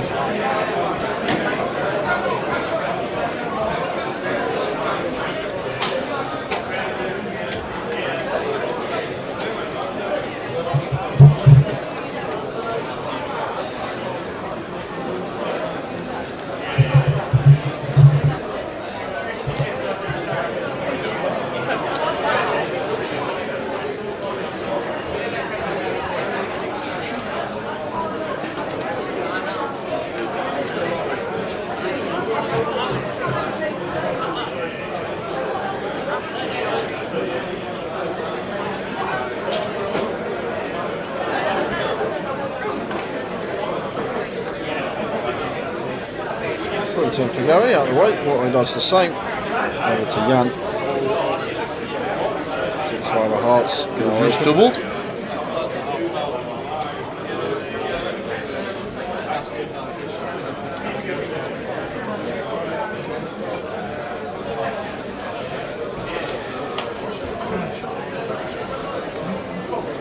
Rajiv defends the Jack 9 off. Flopping bottom 2 and bottom of range here for Jan, so just going to be one small bet and done, unless the turn is a heart. What you expect. Hello. Hello. You want to come in? You want to say hello? Hello. Are you happy with my start? Yeah. How many did you win? 165k. 165k. What did you start with? 50. Well done, Wendy. First hand. Can we cash out now, Wendy? Well done, Wendy. Thank you. Keep going. I keep trying. Keep you know going. I do. See you in a bit. See you in a bit, Wendy. Good luck. Oh my word! I looked away because Wendy was there, and he's gone backdoor 2 pair here, Jan. And Raj has got flop 2 pair. Wow. So going to be getting paid. Yeah. Definitely getting paid. Like, we beat value here as Jan. Like Raj, if he has some King 10, King Queen that doesn't elect to free bet from the big, going to be leading river for value after turn goes check, and this is just a snap for Jan. There's nothing we can do. It's just a call. Can't be folding 2 pair.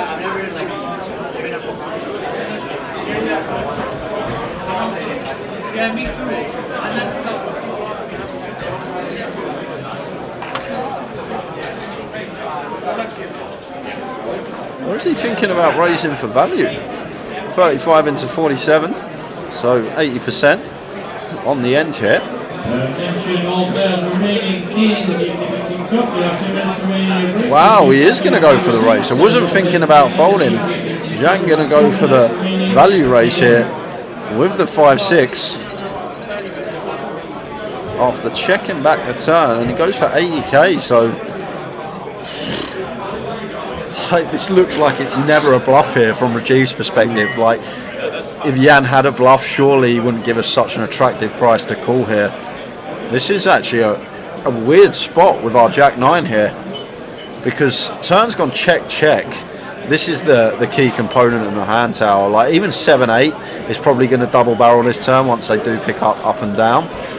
I know 1 to the dummy end, so like set of 5s makes sense for sure. Set of 5s, 5-6 suited, King 5 suited. It's something that contains a 5. It's literally the only value Jan's going to have here. So going to be a set of 5s, King 5 suited. That's about it. And 6-5 suited, as we can see he's got on this occasion. So really, really tough spot, but we're just getting such an attractive price. 4 to 1 on a call, just shy off here.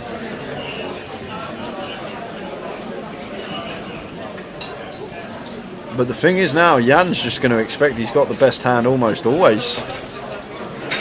Once Rajiv starts tanking this long, thinking he has got a King X holding, another time bank is used. This is tough, Tower, but I guess if we do beat one bit of value, the 6-5 suited, maybe we have to call once we're getting 4 to 1. But this just should never be a bluff from Jan once he chooses to go this size. Yep. So really difficult spot here for Rajiv. With the Jack-9, you're value betting, you're praying for the call, and then you get raised and gonna fold the Jack-9. Well played, sir. And Jan, it's not well played, sir. It's just like Jan actually thought he had the best hand. He's not bluffing there. He's value raising, and he's actually folded out the one part of Rajiv's range that we're behind to there. That's a very interesting hand. But Rajiv, I understand the fold. I get the fold. We literally don't beat anything other than maybe specifically that 6-5 suited 3 combos. Other than that, we're toast against everything else once he goes that size. He's never doing it with like one pair, aces or ace king. So it's just always going to be 2 pair plus, and the only 2 pair we beat is 6-5 suited specifically. So understand the fold from Rajiv, but getting 4 to 1, that's the other question you got to ask yourself. Only need to be right 20% of the time to make that a good call, but really interesting hand there. Someone value raising and getting better to fold. But Jan 100% thought he was going for value there, Tao. I can assure you of that. He didn't think he was bluffing, trying to get Rajiv to fold a better 2 pair. That's a fun hand, that one.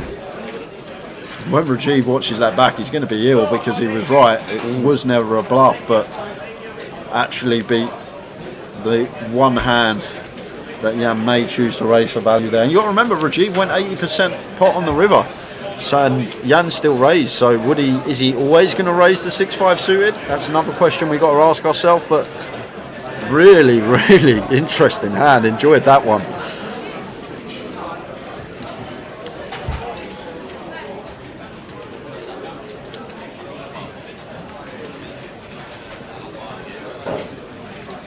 Good evening from Rio de Janeiro in Brazil, says Lemonade. Good evening. Hope you're enjoying the live stream, live from London.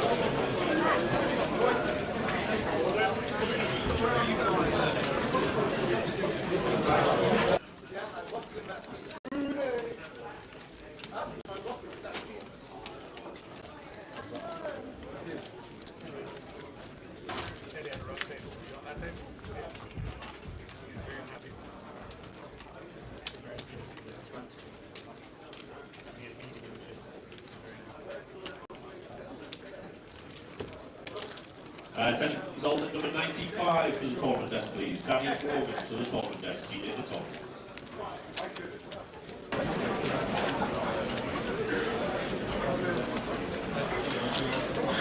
I don't even think he's worried about Queen 10. Queen 10's just going to be bet there, Kev. I don't think Queen 10 should be checking back turn. We just want to get as much money in the pot as possible. So it's literally a set of 5s. It looks like a set of 5s, and that's basically it. Or King 5 suited as well, Kev. There was a couple of combos of King 5 suited. Literally, that's it. The way that hand's played, that's all Jan can really have there for value. And obviously the 6-5 suited that chooses to raise versus 80%. But I don't think everyone's going to raise there with bottom 2 once Rajiv does opt for that 80% sizing on river.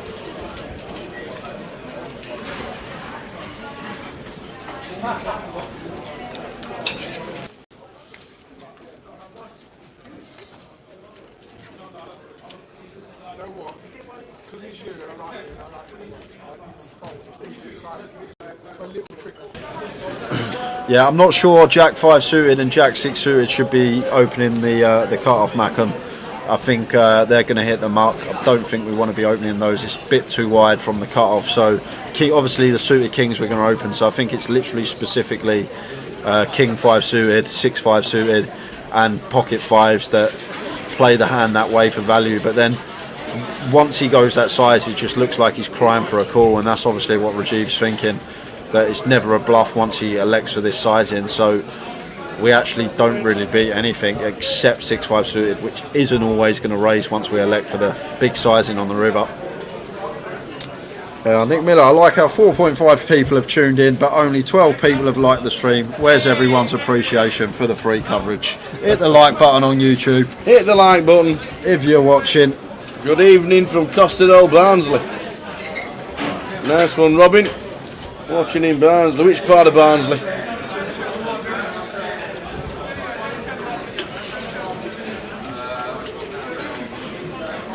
If you are watching, only takes a few seconds.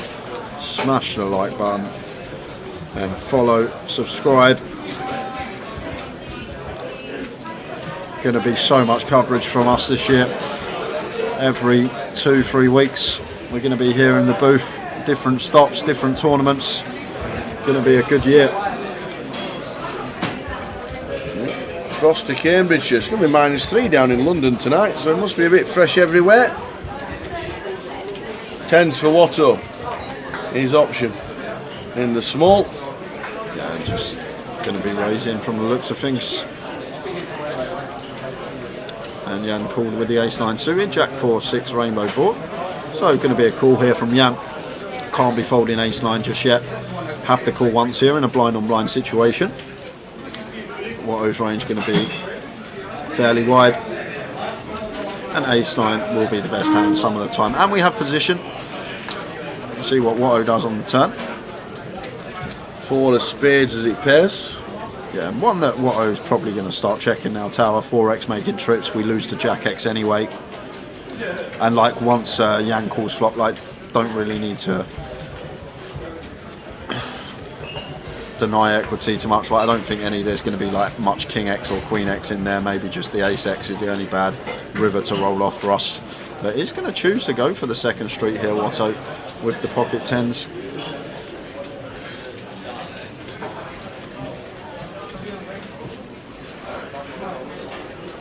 And Jan, I'm going to call again with the ace high, so still believing that this is going to be the best hand enough of the time to warrant a call for a second street. And I'd be really surprised if we saw Watto fire again here now, Tower. Yeah. Simply because now Jan's called twice, Jack X, 4X definitely in there. Like all the 7-8, 3 deuce are just going to fold turn.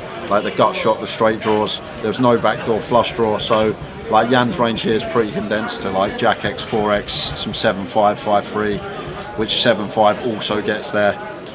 So basically we go for a fair bet, we're only targeting a 6 and maybe some ace highs that are non-believers. So I think the best way to proceed here as Watto is just checking this over to Jan, hoping for him to check behind.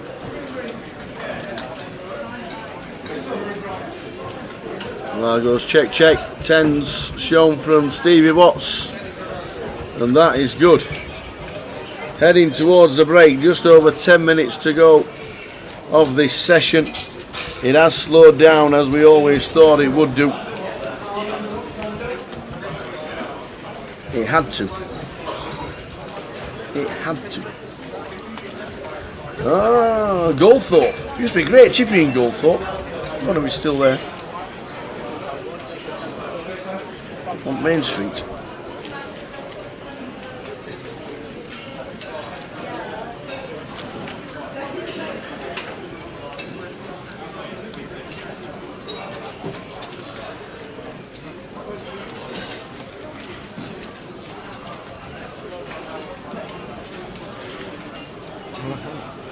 What part of the UK is Isle of Ham? Isle of Ham? I don't know, never heard of it. John Binns, watching from Isle of Ham. No, JLo Devon is still in. Yes. Attention all players remaining in the main event. Please do start to take your seats. It's in Cambridge, a village just outside Sullen. Thank you very much, John. Take your seats. 2 minutes remaining in the break. Jack high flop, Jack 10-7.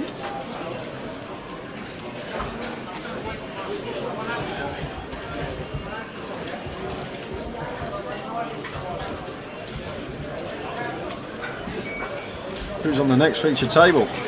We will let you know in 5 minutes' time. Just before the break, we'll let you know, Hercules.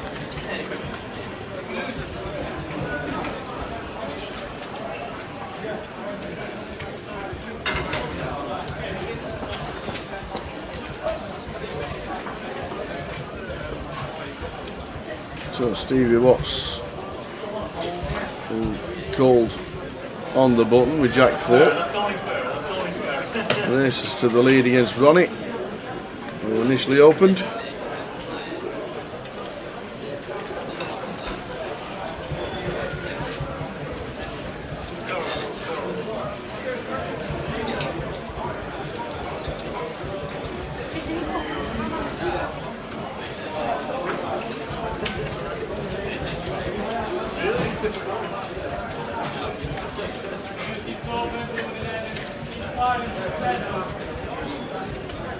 Ronnie bets 50,000. Tough decision for Watto. Stevie Watts.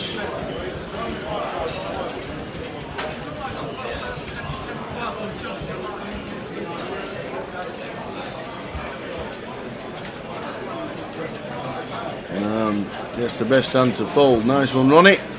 Yeah, Brinsworth's in Rotherham. It's in Rotherham, Brinsworth. Part of. 10 minutes to go, guys, and then 20-minute break for us back at 10:15, and then final 2 hours up until between 15:15 and 30:30 midnight, and then that will be the end of day 2. Indeed it. But big day tomorrow, not just on stream. We're giving away a £1,500 UK Poker Open seat.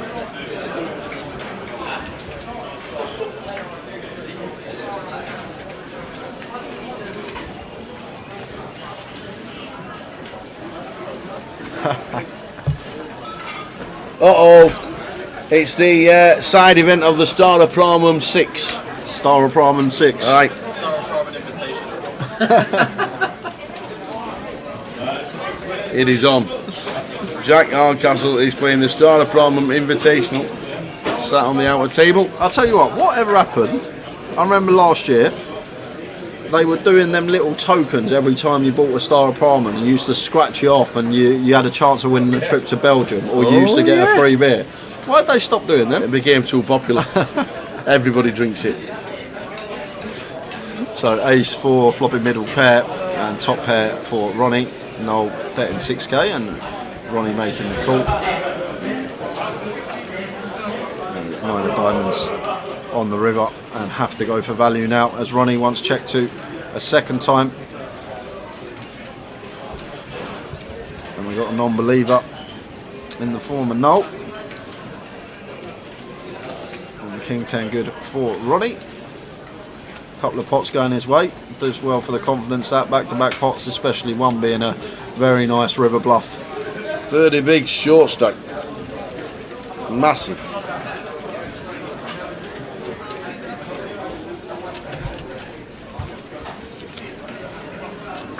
What time are you doing the giveaway tomorrow? We cannot tell you that. Unfortunately, we cannot tell you that. It won't be 12:30. I can tell you that. But it's going to drop at some point. Yeah. So the more that you watch the stream, the more likely you're going to be tuned in when the giveaway happens. So those that are going to be tuned in for the whole day tomorrow will definitely be getting involved and having a chance of getting into the UK Poker Open for free.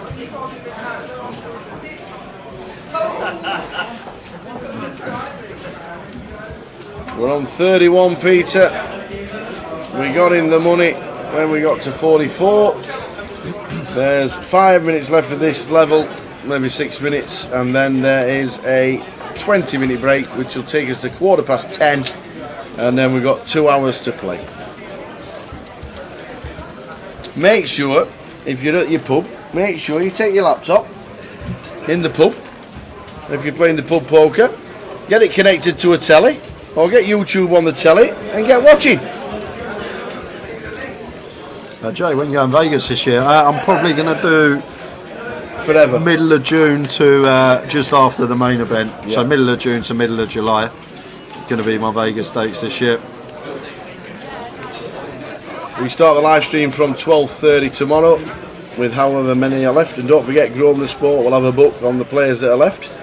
There'll be odds to have a little bit of a flutter. Five-way coup here.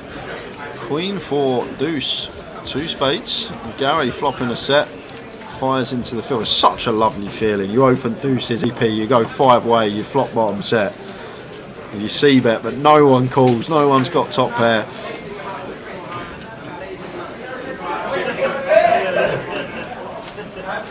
Do I have to be in the UK to play the UK Poker Open? Yes, you will. If you win the ticket and you're not in the UK, you have to get your flight sorted to play one of these dates. £1,500 buy-in, 1 million guarantee, and you can play from the 1st of March through to the 3rd of March. Those are the day ones. So 3 day ones for the UK Poker. And if you're still on a poker table on the 5th of March, you're doing well. Looking forward to it. First ever UK Poker Open. First ever 1 million guarantee.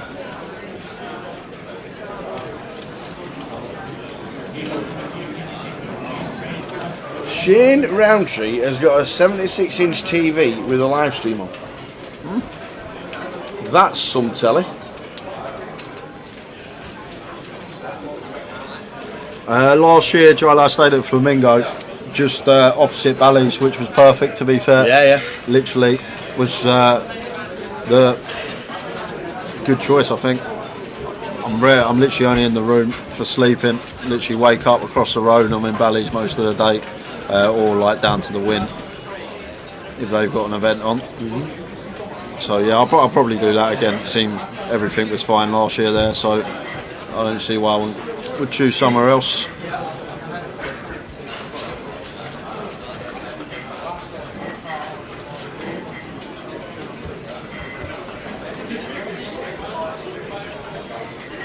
No, there's no need to put a guarantee on Goliath. He gets 10,000 runners. There's no point sticking a guarantee on. Everybody plays it. 21 months. It was like 26 days. I think I was out there, and it was about 2.5 for the 26 days. But then obviously you've got all the resort fee and stuff like that when you get there. The big price is the weekend. The weekend, Monday to Friday can be like $150. Yeah. But then Friday, Saturday, Sunday can be $500. Yeah. It's really weird, Vegas. Yeah, it was about 2.5 for the hotel, just the hotel. That was without obviously all the resort fee and other fees you pay when you get there. Yeah, Bally's is a good place to stay if you're just going there specifically for the WSOP and playing tournaments, because then you just come downstairs and straight into one of the rooms and get going. What is the resort fee for Tower? Why do they charge it? They originally put it down to internet, free paper that nobody ever reads, and just using the pool, that kind of thing. But it's more or less a state tax, to be fair. It's a state tax. It's because you can keep the price of the hotels down when you advertise, because you don't have to advertise the resort fee.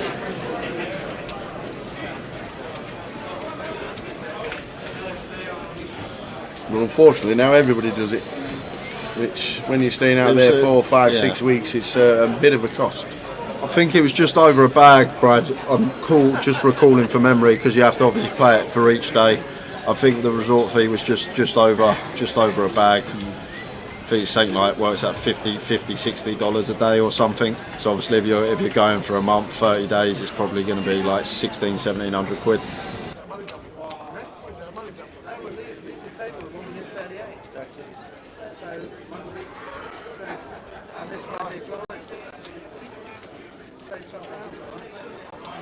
It's going to be even bigger when it comes to next. It's still going to be the same position. It's still going to be in the same position. Yeah, but not necessarily the big line's going to be taken that territory. Of course it is. You're going to hit the button in the same figures.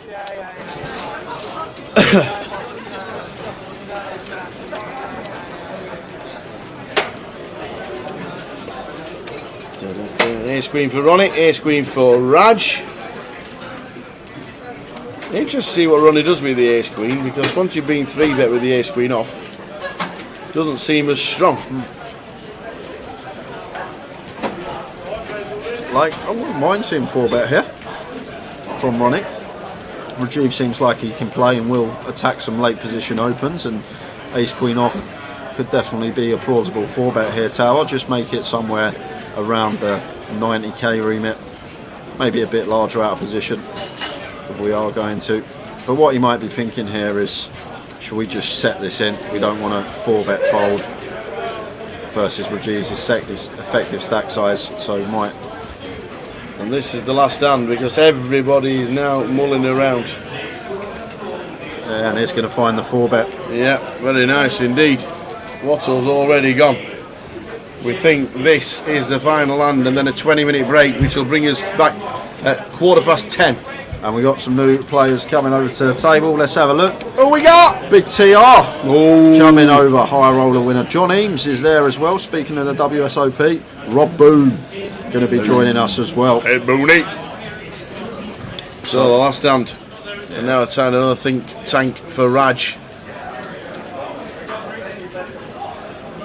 So it does 4-bet here, Ronnie, and Raj in a tough spot, Tower.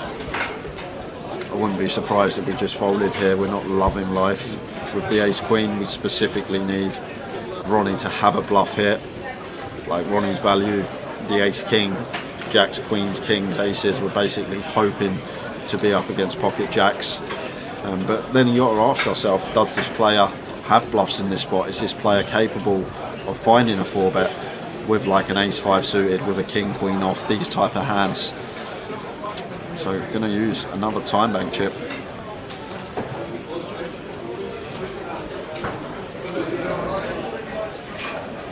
Just over 200k.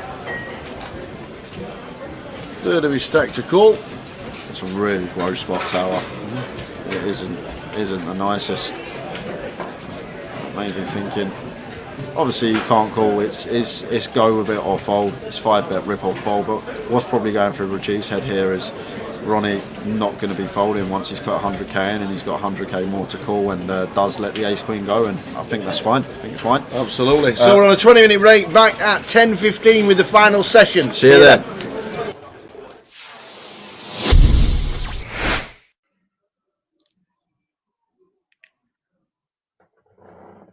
Welcome to another hour with the Tower. We are pleased to be joined this time by one of the guys who plays a circuit, and a lot of the circuit we will be talking about. Over $1 million in lifetime earnings, 8 GUKPT main event finals, and the 2019 Grosvenor Player of the Year. It is the one and only from Castaway, Mr. Tom. No, it's Richard Kellett. Hello, Tower. Just got my lockdown beard here that everyone might not be accustomed to, but that is a growth, man. That looks good. Yeah, well, the pubs opened, didn't they, on Saturday, and I was sort of tempted to go out, but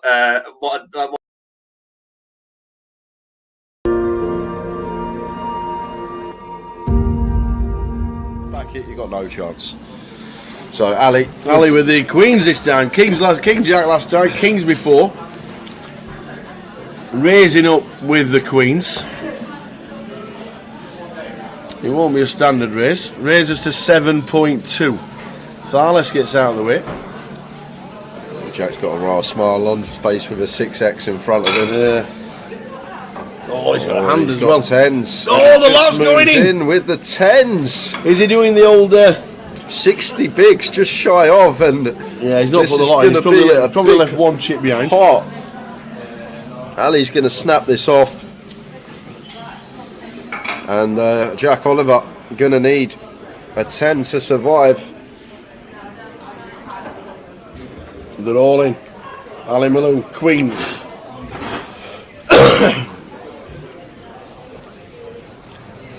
Jack Oliver, all in for 71. Ali Malone, queens.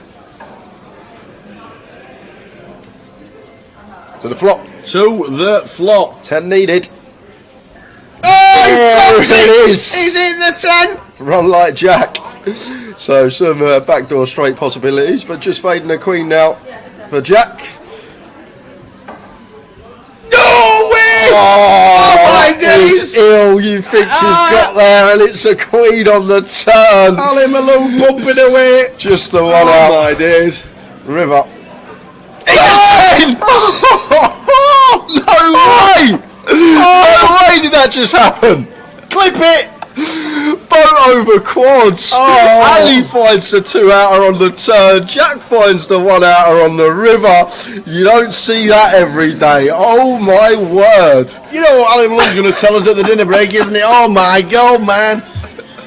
Wow. Jeez. 10 on the flop, queen on the turn. Malone can't believe it. The 10 on the river. Oh God. Run like Jack Oliver.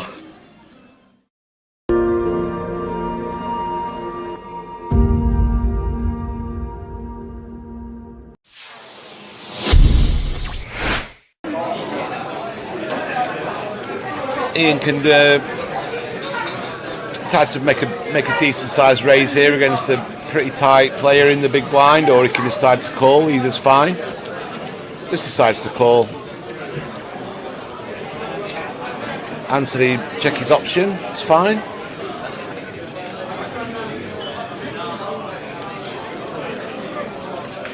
Whoa, this might be bad news for Ian because he's got the nut low, and he's going to decide to barrel this at least one street, and let's see if Anthony just decides to call. Good trap from Anthony here. I half expected him to raise it tower, but he's playing it well. Now this is a spot where if I am Ian, I'm betting pretty big now. About pot 50,000.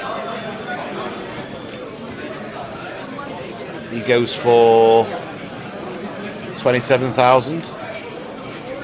Again, Anthony, if I'm Anthony, I'm just calling. Yeah, me too.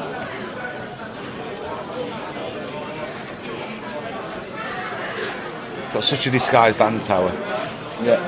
Yeah, he just calls again. Yeah, great play from any Anthony. low sets really disguised, aren't they? Yeah. And now a queen. Queen of spades on the river. Are we going to rep the king? Or are we going to rep something like ace, king, king, jack, king, queen? I'm betting massive here, tower. At least pot, maybe pot and a half. We've got the nut low. Anthony can't have many kings in his hand. What can he really have? He can't have ace king because he just defended pre without squeezing it up. Wow, I like this play. I really like this play. I really like this play. And if Anthony finds the call, good luck to him. But I really like this play. There's not. Let's think about it. Ace king. He can't have ace king. He can have king jack. Anthony can and make a pretty tight check back on the flop before the flop. But what other kings can he have, tower? He's got to have something to call the flop with. So he's got to have a king to call the flop with. So king 10 he could have. That's reasonable. Turns a pair, calls the bet. Queen king possibly. But then that's about it, tower. He can't have ace king. He can't have two kings. And whereas Ian, we could have any king. We could be bluffing in the pot there. We could have. He's decided to call, and that's pretty sick. And I think it's really unlucky for Ian. I think he played the hand really, really, really well, and just got unlucky that Anthony had a set. I mean, how can he have a set? That set of fours is kind of like the only really strong non-king hand he can have, tower. And obviously he can have a hand like ace six. He's got to call twice and fold. There's just so many hands that he's got to fold. And although Ian did come in, didn't he, tower? And Ian did come in and try and ask if he could explain his decision, but I thought he played the hand well. Yeah. Maybe he didn't need to go quite all in. Maybe pot and a half, something would suffice. But I said as soon as I saw the river bet that I'd go over pot. Yeah. And I think it's a fine play. He just ran into someone who had a set and wasn't in the mood for folding it, Tower. Yeah. But if you think about the actual King X combos, it's not that many, Tower. It's not that many at all. Ian's got way more King X combos. If Anthony just had an ace, for example, he has to call the flop, he has to call the turn, and he has to just immediately fold the river. Yeah. Same with his 2-pair combos, but he had a set and he could have folded the set. He had a long tank about it. I think he played that hand well.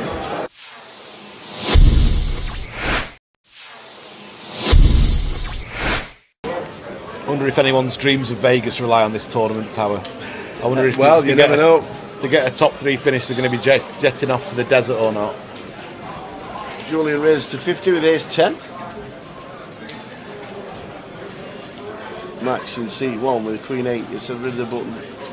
Queen 8 suited, small blind gets out of the way. Jan's kind of giving a few tells away that he's folding pre. He's kind of. I like Josh's demeanour at the table, you know. I do like him. He looks at the players. Yeah. Wants to see a flop with the 5s, as you should. Julian's got too much for Josh to just think about jamming there or anything, so standard defend. 6, 7, Queen, Rainbow. Probably going to see a check, a small bet and a call, I'd imagine.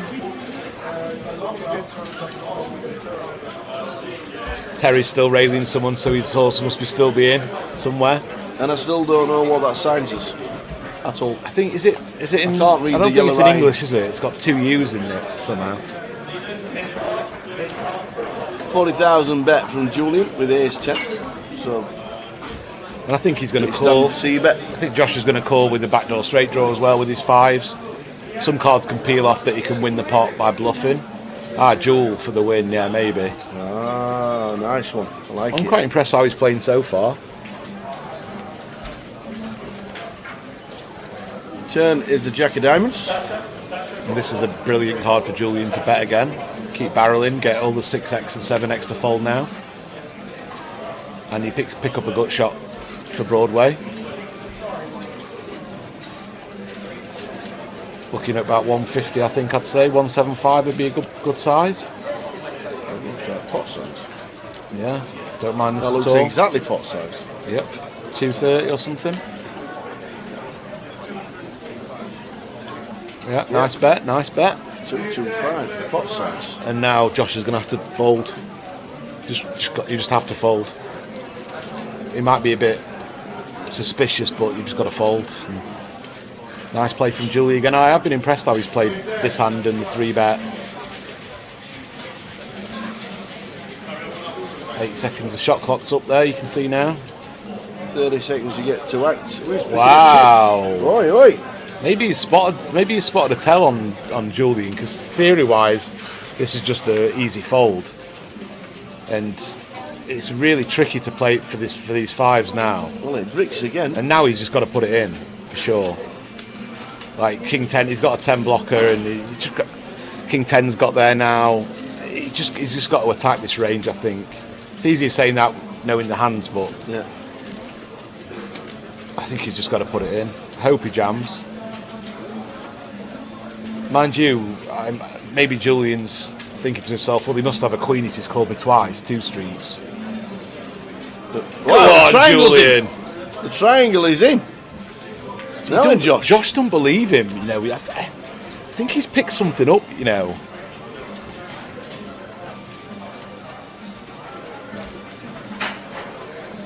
Josh Mahmood has impressed a lot of players in this iron roller. What's he thinking, Trick? There's no way he's doing anything theoretically here. He thinks he's picked up a tell on Julian, I think, because the turn bet should be a snap fold. You just can't continue with 5s there because you just crush so often, and there's cards on the river you can't call, kind of like this one. But yet he's thinking to himself. So I think maybe it's how Julian sat with his fist against his thing. Yeah. Maybe he's picked up on that and he thinks that's a tell of weakness. Or maybe something he's said or anything. He looks a bit shaky there with his chips. Well, he's asked for a count. I mean, this is just... He is a non-believer. I mean, you just... What if his bluff hands are ace queen, ace king, ace 10? Yeah. And you basically pretty much crushed against anything else. Obviously, like... I can't see many bluffs, to be fair, apart from ace king. He knows he's not got anything like ace jack. He knows he's not got a jack. He's polarised to a queen or better here, and a good queen at that. But still, he raised under the gun one. His range is strong enough, Julian's. Like, this is just... Josh must have picked something up on him. It makes sense. He called like a pot bet on the turn with fives when it's just a snap fold for everyone who's not got a live read. So I can only assume that Julian said something or done something in his hand that he's picked up as very weak. And as you were saying before, he is very studious at the table. He does look and... Oh, he's made called, a call! He's called. That is incredible! Wow, that is ridiculous. Wow! They are the things in poker. Look at the table! They're the things in poker that... Look at the table! They can't believe it! They were the... Even Steve would have passed. What a table! Look at Mike C. Cannon! Look at that! They're the sort of intangible things that sometimes as a live player you can't explain, but you just know. And he just knew he was weak for whatever reason. That is the call of the tournament, and Max cannot believe it. I mean, I feel sorry for Julian because he played the hand perfectly, in my opinion, and so did Josh, but in a different way. Julian played it perfect from the textbook and from game theory optimal way, but that's the thing in live poker. Sometimes someone does something and you know they're weak for whatever reason. You've just got to go with your read. Is that the call of a champion? He deserves to win it now. Wow. That's the thing, Tao. You can be as theoretical as you want, but if you give something away and someone like Josh has been paying so much attention, hasn't he? He's not been looking at his phone. He's not been up and about off his bum. He's been sat down studying every player. So Jules for the wins. Unfortunately, it didn't happen. The biggest hand of the tournament was calling with fives. That was unbelievable. Like, what was the thought process going through that? That basically give you the chips with the momentum and winning the trophy. That fives hand was insane, man. Yeah, I guess I just got lucky. But, well, did you get a tell? Did you think you'd only got ace high? There's only two possible hands we thought. He got ace king, ace 10. Everything else, there were no more bluffs there, was there? So I think.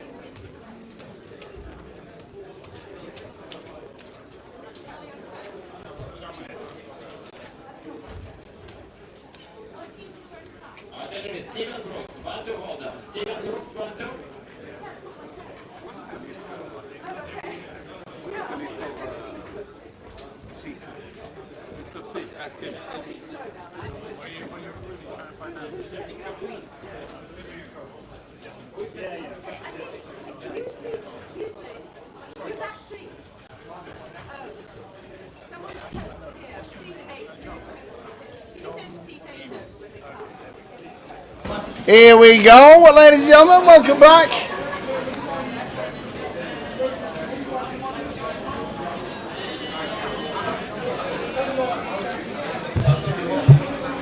Two more hours to go today. Buy in for this one. Game of City is 1100. Prize pool coming across the bottom. We're down to 30 players. This is the final session of day 2. Day 3 starting tomorrow at midday. Playing for £122,000 up top. £120,000 up top, sorry. And £100. Second gets 83. Third is 50k. And we're off again. Feature table coming up for the final 2 hours. In 1, John Schumann. In 2, John Eames. In 3, Damien Pilkington Lewis. 4 is Trev Reardon. 5 Giulio Mascolo, 6 Rob Boone, 7 Enrico Florentine, and in 8 is Tony Filoni.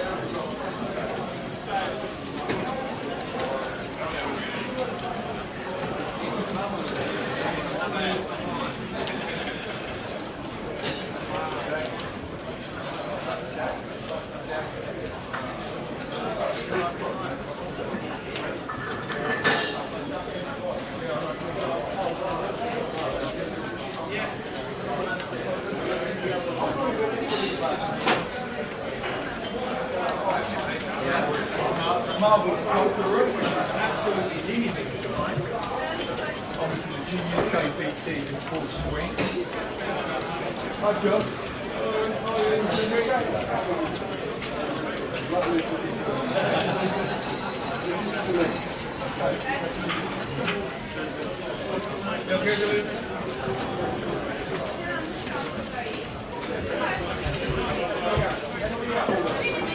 So how is this session going to fare? We have 2 hours to go.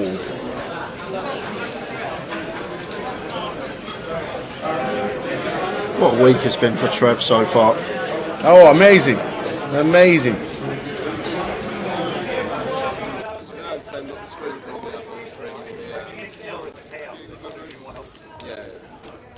Just stick him up in here.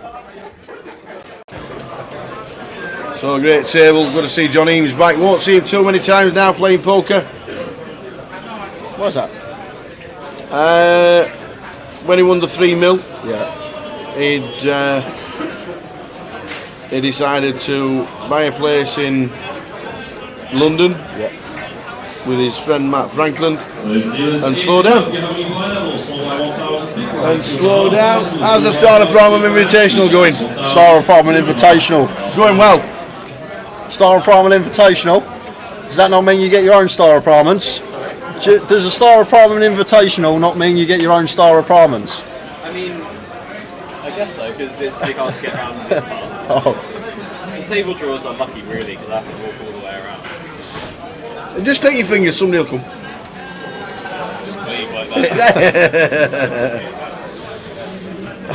I thought that's a fair price. If I get one of you over there, and then the beer can get snapped.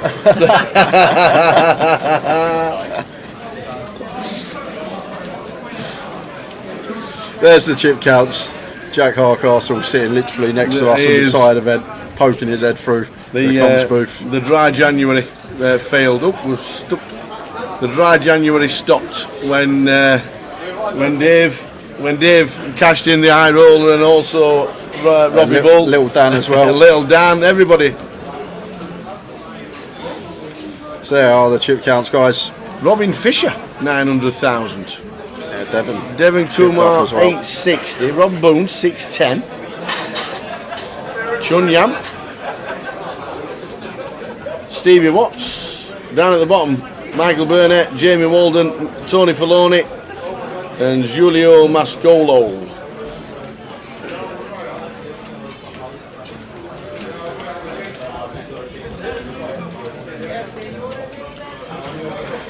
Jonathan here, limping cut off with Queen 10 suited. Much prefer a raise, and should be an ISO here from John. Around 24k, 3x. Working with 22 bigs. May even be thinking about shoving this one over a limp. Now there's a limp in front of us.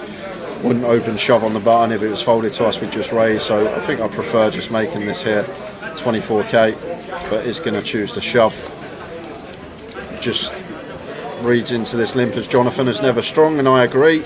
And if John Eames has been playing with him throughout the day and he's seen a lot of limping from Jonathan, then even more reason to send it in, and that will be that. Jonathan can't call here with the Queen 10 suited.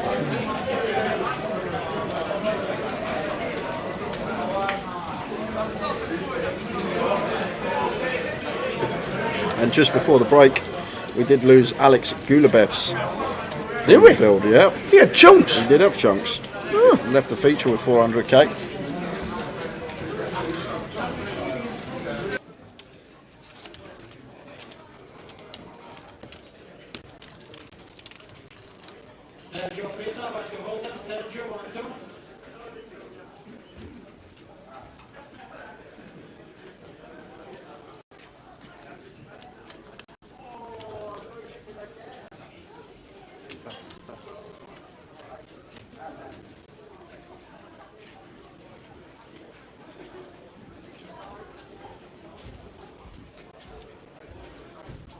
So we're on 20. We're on 30 when Alex went. Alex Gulabevs. So we're on 30 players. Well done, one and all, for making the money. Really good to see John Eames after his amazing result in the World Series when he finished 4th for 3 mil.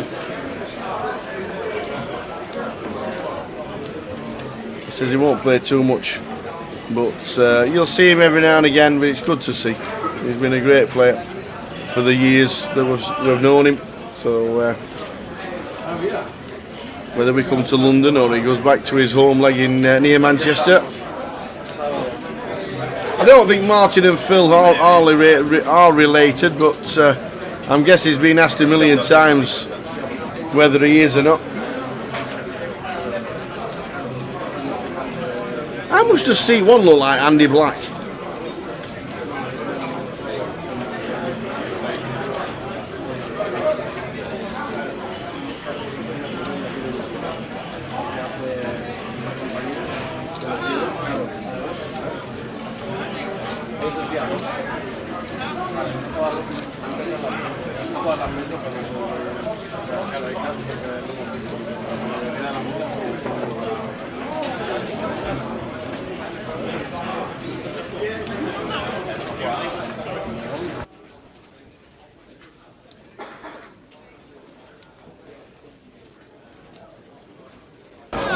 Big Trev going for the big one, the double. This will be a double to have. Yeah, the London double would be something because it gets the biggest fields. Yeah. To do the London high roller main double would be something else. Absolutely. It certainly would. Yeah, but don't write him off. What odds would you put on it, our sports fan? Well, high roller ended up getting 110 entries, and this one's got 450. So for an average player, you'd give them 5,400 to 1. If someone, that'd be true odds. Yeah, that would be true odds. Yeah. So with the numbers in the fields, assuming everyone has got an exact equal chance of winning it. Yeah. Yeah. So over 5,000 to 1 to win both. Amazing. Trevor not going to call with a 10-8 suited, facing the under the gun open.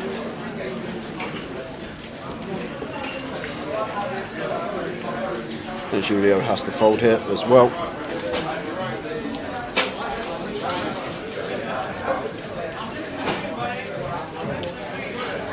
Come on, Tamworth Trev. That's exactly where he's from. Does he live in Redditch or something like that now?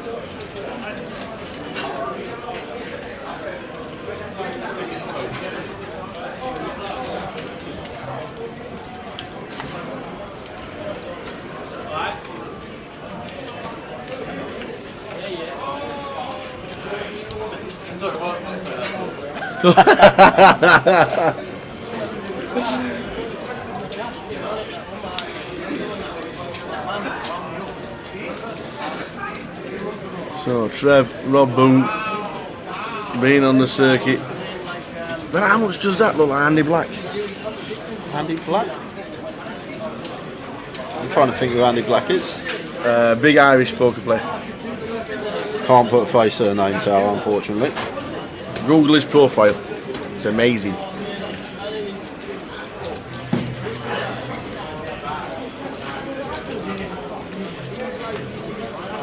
Rob Boone with just a 7 here. Is he going to take his showdown? He does have a club in his hand.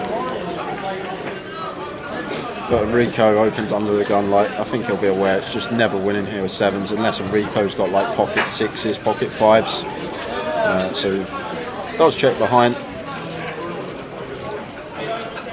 Alex agrees, says that has to be Andy Black. Yep.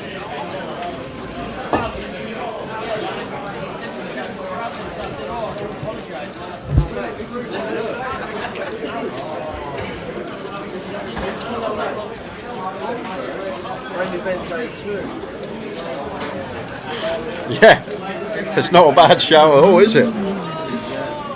Full tilt poker. Last from the pass. Big player, Andy Black from Ireland. Wow, best live cash 1.7 milli. Where's he found that from? Just that he come fifth at WSOP Main 1 year. Yeah, a long time ago. 2005, the year Joe Hashem won it. The first time it was in the Rio.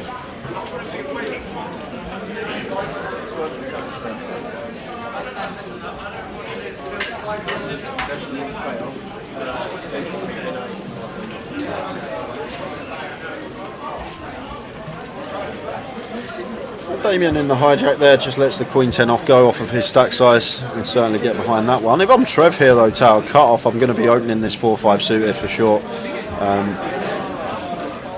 It was a well-timed fold from Trev because would have been getting the bad news. Julio here going to be moving in. Trev maybe not opening because Julio's got a reshove stack and it looks like the big blind's got a reshove stack, so may have been the thought process behind it. But Julio here off of 11, it's just an easy shove for us on the button with the ace king.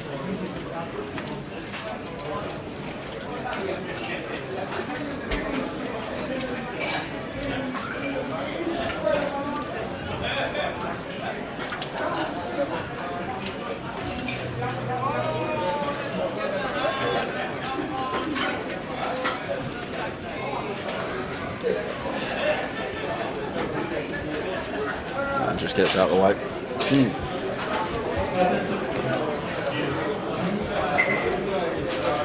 Oh yeah, 110 times 450. I forgot to add a zero on this. Yeah, it's 50,000 to 1. 110 times 450. I just forgot to add a zero on. Not bad odds. 4950. Add the zero. 49,500 to 1. Wouldn't mind having a quid on that, would you? Well, if you're Trev right now. In the final 30. 29 now it says. 29. Yeah. Wendy did bust about an hour ago. She is flying in the GUKPT Cup though. She sat down, GUKPT Cup first hand, she peeled aces, got it in three-way against kings and queens and got the hold, and she's got 3x starting stack now in the GUKPT Cup, our Wendy.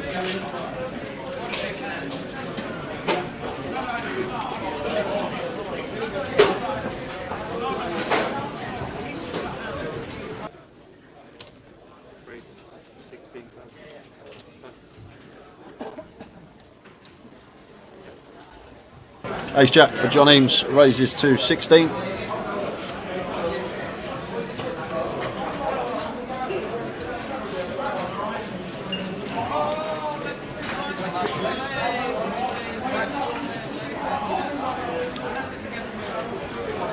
And as you can see, top right's just gone down to 29. That's because we've lost Jamie Walden from the field. Good effort, Jamie. There will be a book running tomorrow, Zacabello, yes indeed, from 9 AM on Grosvenor Sport. Might have a little flutter myself tomorrow. Get some bets on. Zacabello, good evening. The Luke Star, will I be at Coventry next weekend? I'm hoping to be. If I am there, it's very likely it's just going to be on the Sunday for the Turbo. And then day 2, if we are lucky enough to bag. Three-way action. King 7-2, 2 spades. Yeah, nice to see for us as Enrico here. Should be checking to John, and John should be c-betting this one tower. King high, 2 spades, no straight possibilities, straight draw possibilities. We have the jack of spades in here as well. Probably going to be a c-bet small from John Eames. Don't need to go too large, even 3-way here. Don't think we need to go more than 20k.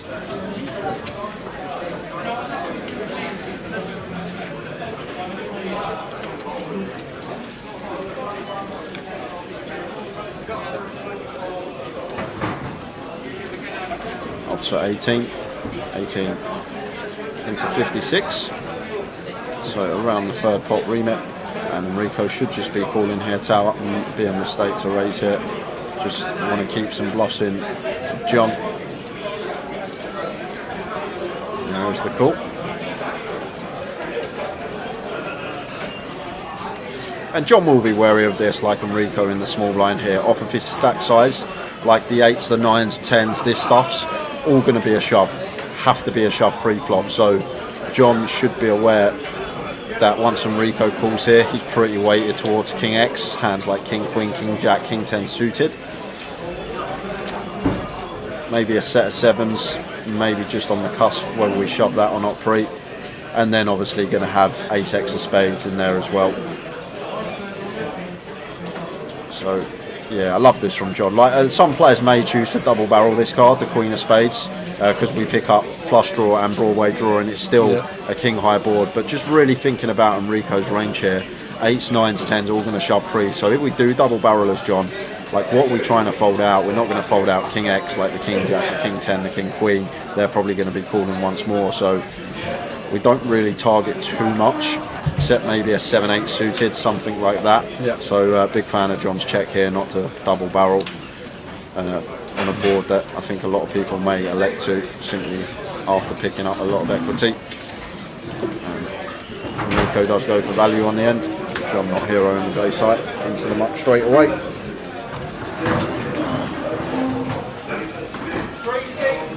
So Rob Boone 70 bigs, Trev 50. Top 2 in the stacks on our feature. We're on 29 players. Kev says, could John have put in one big blind on that flop? I think three-way. I think we want to go. We want to go slightly larger than a big. I think third's perfect. I understand what you're saying there, Kev, but you're going to use that size more often in heads-up pops rather than multi-way. Like if he was heads-up there versus the big blind, yeah, I think we can have the one big blind bet. But once the small blind is in as well, and we do go three-way, I just think we want to have a slightly larger size. And he did size, well not size up, but went third instead, which I think is perfect thereabouts with his particular hand on that board. Payouts are coming across the bottom for your Woogie B on Twitch.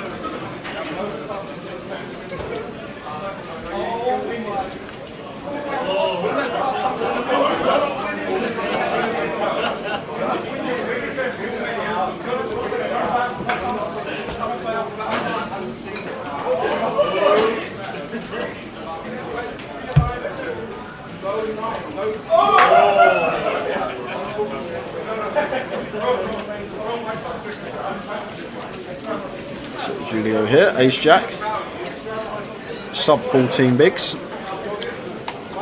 Interesting one here, tower. I think both options are available. Yeah. This is right on the cusp whether to jam or whether to open here with the Ace Jack. I think either will be fine.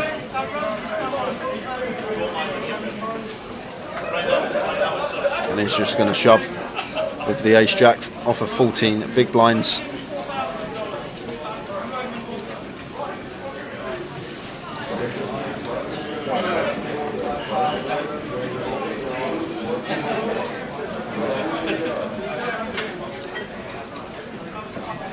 Oh, and he's going to get called. This is a snap for Jonathan.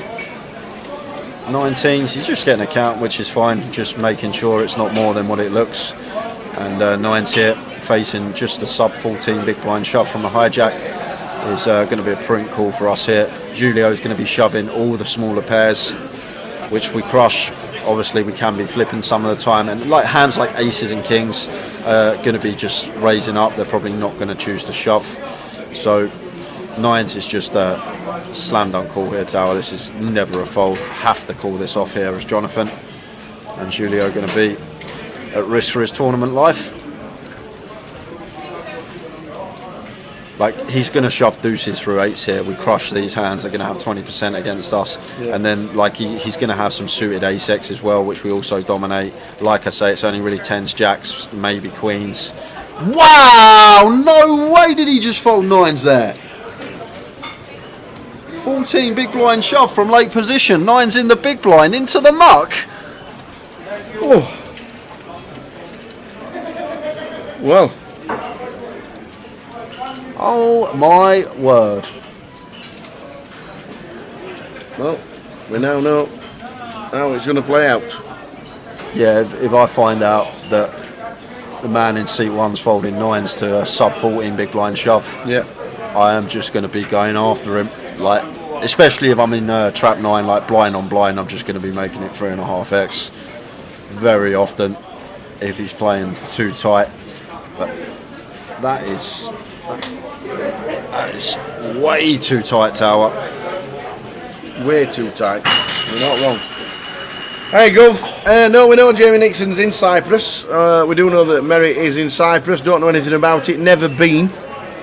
He's certainly getting bigger. That is for sure. Maybe if you're fancying it and you want to go over there, send Jamie Nixon a PM and ask him. But I don't know too much about it myself.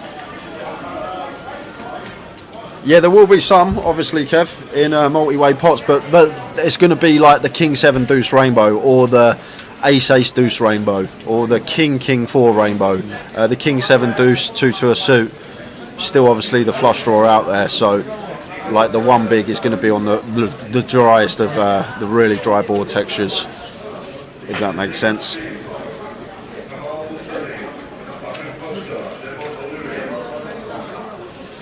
So John here in the big, going to be shoving. And now this is a bit more of a tricky spot, but I think I still expect Trev to call versus this particular opponent who's capable of having the right range here.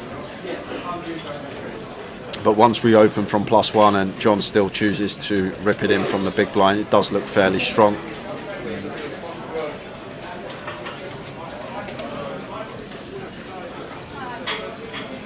But this one, like the other one was a clear as day call. This one's probably still a call, but a lot closer.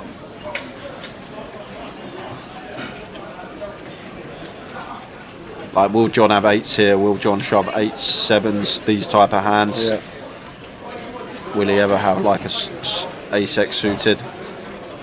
He's in the bank.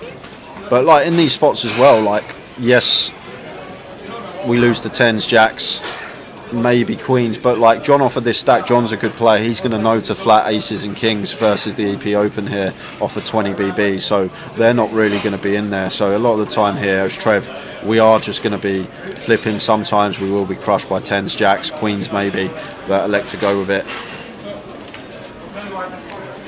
But tough spot here for Trev. And I wouldn't hate the fold. No, I don't mind the fold, to be fair. I must admit, I don't mind it. Don't mind the call. I think either's pretty good, to be fair. Another time bank.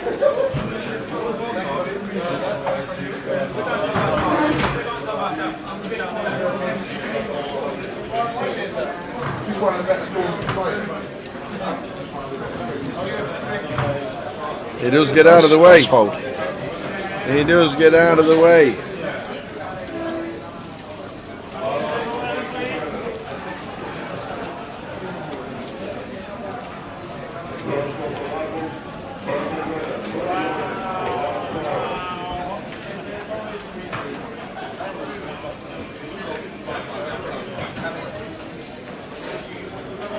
Something about 9s on this table. Mr. Walty says that one's a lot closer than it looks, Mr. Walty. The other one was just snap. It's a snap call, the other one.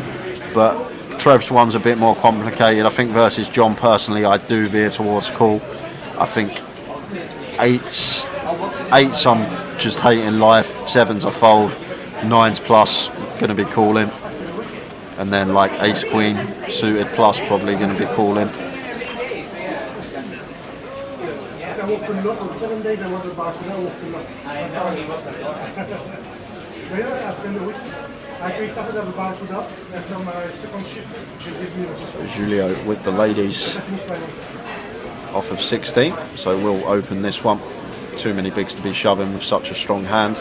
Want to get some value from big blind defend, or hope that someone does wake up with a holding behind us.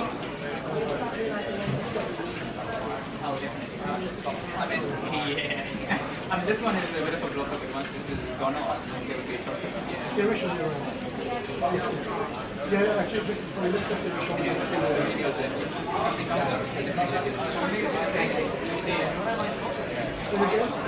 Yeah, I don't think John has 7s or 6s off of 21 big sports fan. He might have 8s. 8s might be in there. I'm not sure. That's obviously only for John to know.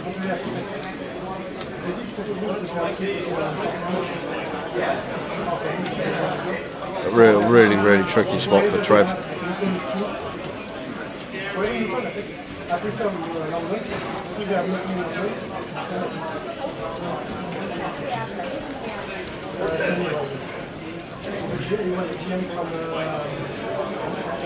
The boxing is started, he says.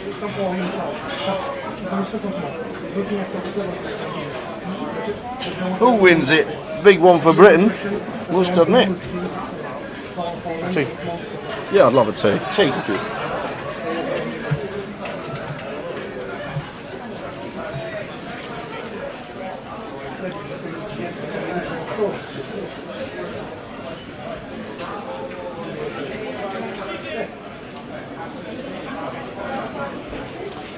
Pavlar, the day 2 finishes at level 20, so level 10 of the day.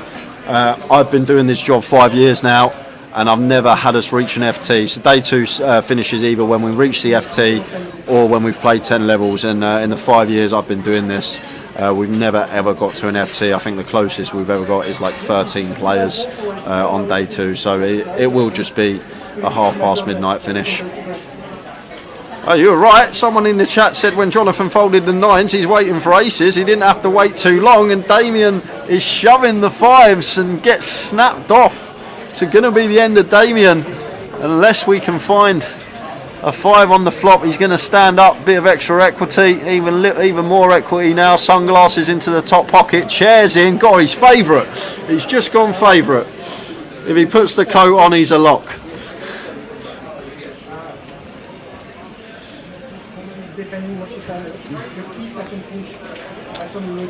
To the flop. There it is. 5 in the window. So just fading aces now. You just knew it. As soon as he stands up, takes the sunglasses off into the top pocket, tucks the chair in. He's never losing after that. 10 of diamonds on the turn. Just fading an ace on the river. And it's the 4 of hearts. Sit back down, sir. Take them sunglasses back out. No, was the coat on the out? It was the old shabam tower. It was the stand up. It was pull the chair out. Then the sunglasses came off. Put them on top of his t-shirt. Then tuck the chair in. You gotta love it.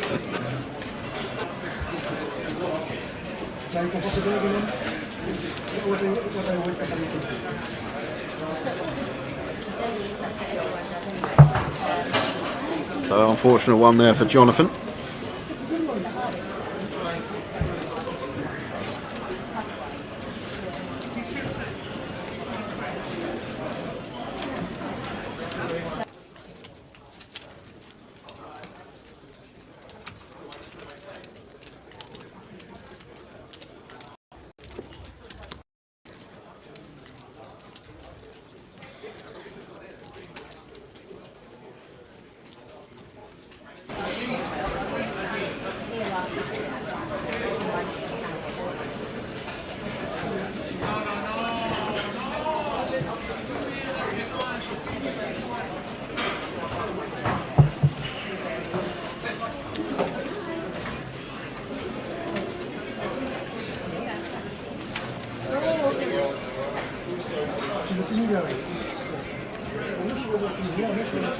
Over to John Eames in the cut-off out the way. Damien fresh off the double, not going to continue on the button. Ace 3 off there, Tower. Probably would have definitely clicked that up. Ace on the button seems fair to open once folded to.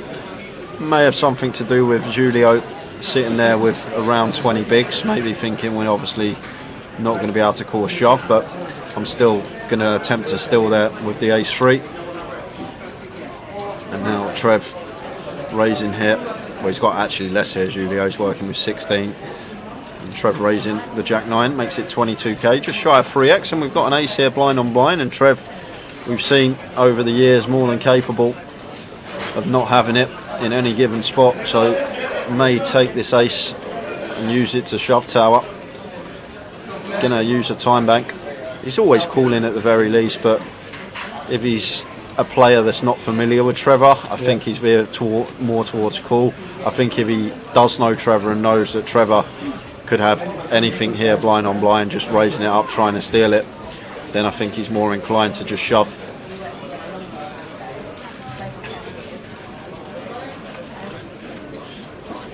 And there we go, there is the shove, and now TR just having to fold the Jack 9.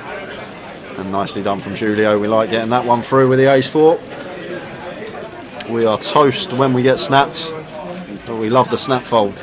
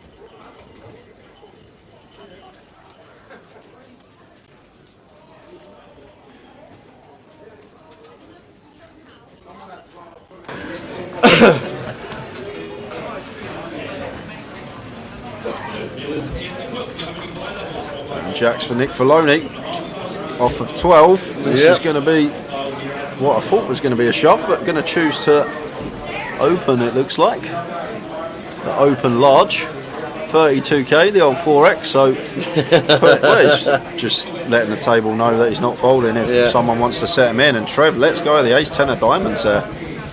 Sniffs it out. Julio will be going. And now Rob Boone. What's Rob going to look down at? 10-3? King 3. King 3.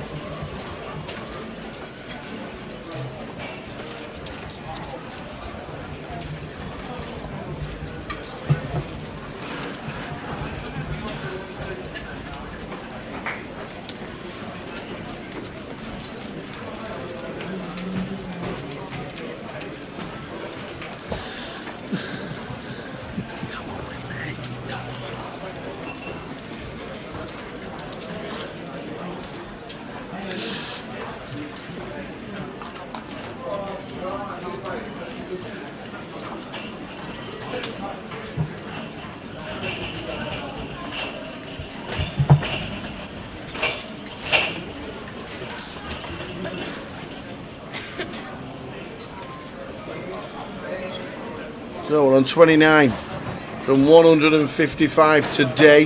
It has slowed down immeasurably, but it was always going to. We lost 100 players in the first 4 hours. But Jonathan now going to move in with the ace queen as he should. At least it's good to see that he is shoving this one for 13 exactly. 13 bigs and going to be getting looked up.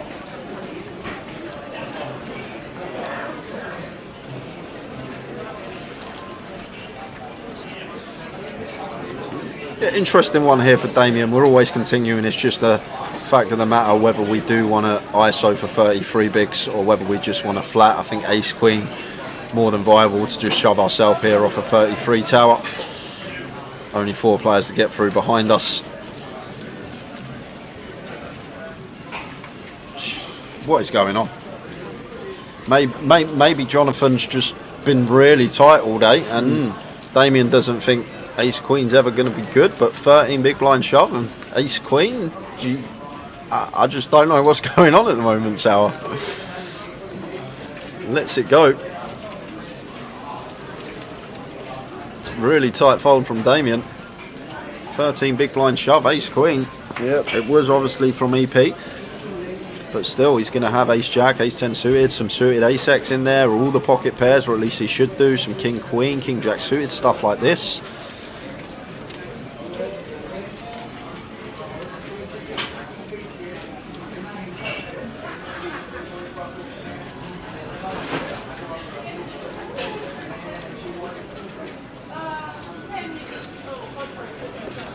Colin Porter says, Phil, I've got a little bet on Arsenal, Burnley, Plymouth and Steve-O all to win their leagues for a £2 stake that returns 7k. Wow.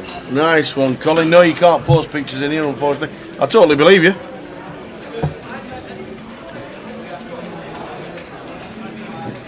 Top right of your screen, Rhythms, player count in the top right.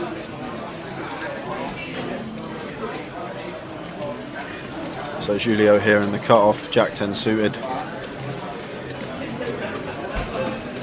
Let's see, this is one I might choose the limp tower, the Jack 10 of spades here, simply because we got Nick Filoni in the big blind and the man in the small blind who have 2 stacks that could definitely reshove over and open, and we're not going to be able to call off with a Jack 10 suited, but it's just going to choose to open, which is fine as well, just opening this one. It's not like, but maybe one that I do mix into the limp range from late position off of this sort of stack size, just down to the stacks in the blinds, what they're working with, 25, and I think Nick's got sub 15.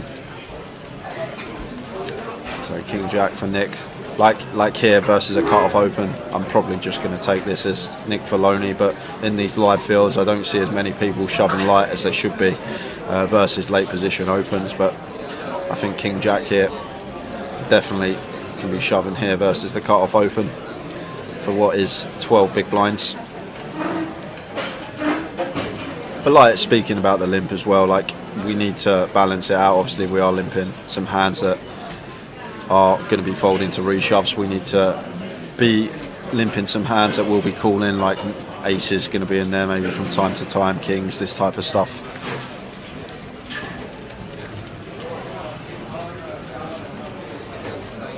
Six, 10, 7.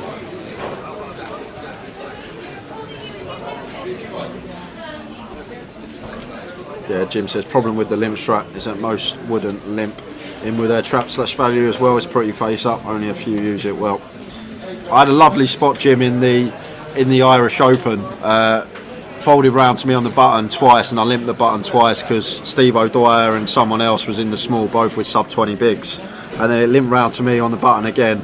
It folded round to me on the button again the next orbit, and I limped kings on the button, and Steve O'Dwyer raised and I set him in, and he had sevens and bust him out the door, but it worked an absolute treat. It weren't in the main event, it was in the high roller. Yeah. I know he won the main event, but yeah, that was in the high roller. But sometimes like it just works perfectly when you limp a couple of times and suddenly you get a monster, you limp again, and people try and attack that.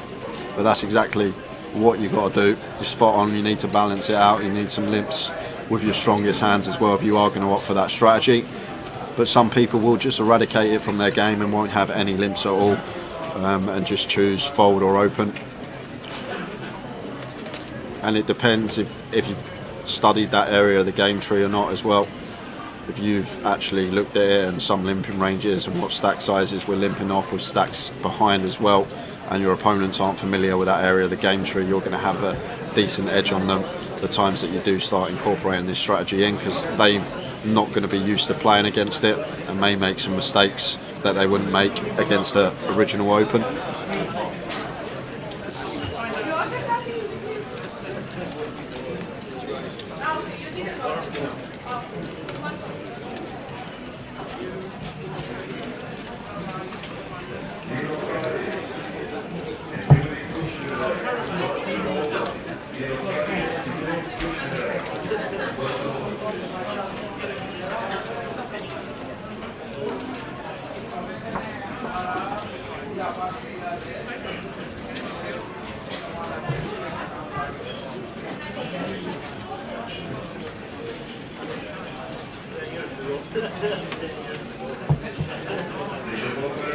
So around about 90 minutes to go today.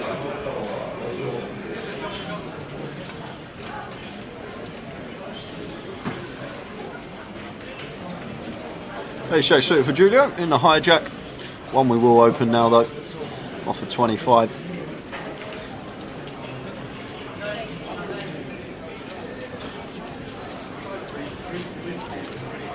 Raises to 18k.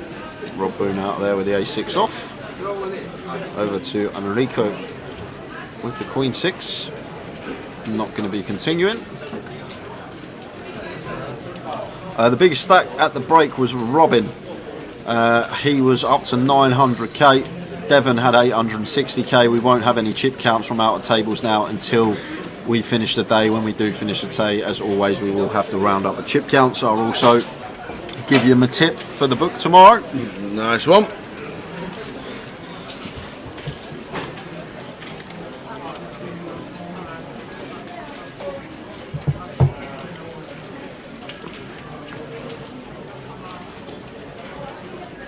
Showing all the players from the last level. They were the chip counts at the break. We have lost a couple since then, but Robin Fisher 900, Devon on 860. Oh, he flashes and then goes straight like that. And that's what he does, it flashes and then goes off. And we can't put it back on because he doesn't come back on again. No. Well, I was just about to say as well, do you fancy a giveaway, Tower? Not without the camera. That's what I said. I was just about to say it, but the camera froze. Not without the camera. I don't know what's up with that. There's a bit of a glitch there. When PK's back, guys, he's just on the floor at the moment, just in case there's any sick hands on the outer tables with the camera. Right. So when PK's back, we'll get him to fix the camera, and we're going to do our final £150 live satellite seat giveaway for Coventry. It's going to be the final one of those. We've given away 9 already. We've got 1 more to give away. So stay tuned, because we are going to be giving the final one away this evening.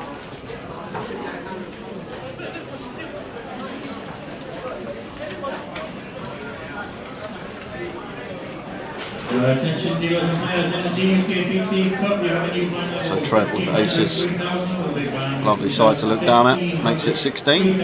Oh, makes it 20, sorry. So hard to see. I don't know why. They're really struggling with the chips, the yellow and whites. I should just wait until the graphic comes up. Janice is doing okay. She's playing very well.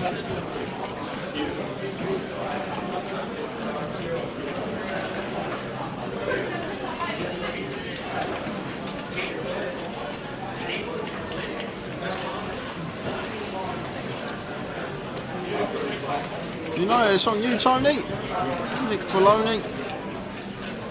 He goes out the way. Jonathan folding the 9-7 suited, and no action for Trev with the boots. Not what you like. Jim with a good question here. Do you think the average GUKPT field is good enough to understand the limp strap would include traps? I would assume most would just read it as marginal and be shoving wider against it, which is great if you wake up with it, but does that make it worse to use in generally? I think if I see a limp, it's down to opponent. Like if I see someone limping off of like a 20 big stack that I think's playing well, like I'm going to assume that they're playing balanced and they will have some traps in there. If I see someone who's been limping all day and every time they've got to showdown it's just a mediocre over, and then yes, I'm going to start exploiting it. But if it's someone I know that I know's a good player and competent, then I'm just going to assume they're going to have some good hands in here as well. If it's someone that's only raising with their good hands and limping their mediocre hands, then I'm probably going to go after it and attack it, not just raise every time they limp, but with certain hands. Jim, to answer your question, I think obviously it comes down to who I'm in the pot with or who's limped in. But I think you're right, maybe in general population, maybe not a 1k buy-in, but definitely when you go down the stakes to like £200 buy-ins, that sort of remit, I think population, if they see a limp, they're just going to assume it's never a good hand.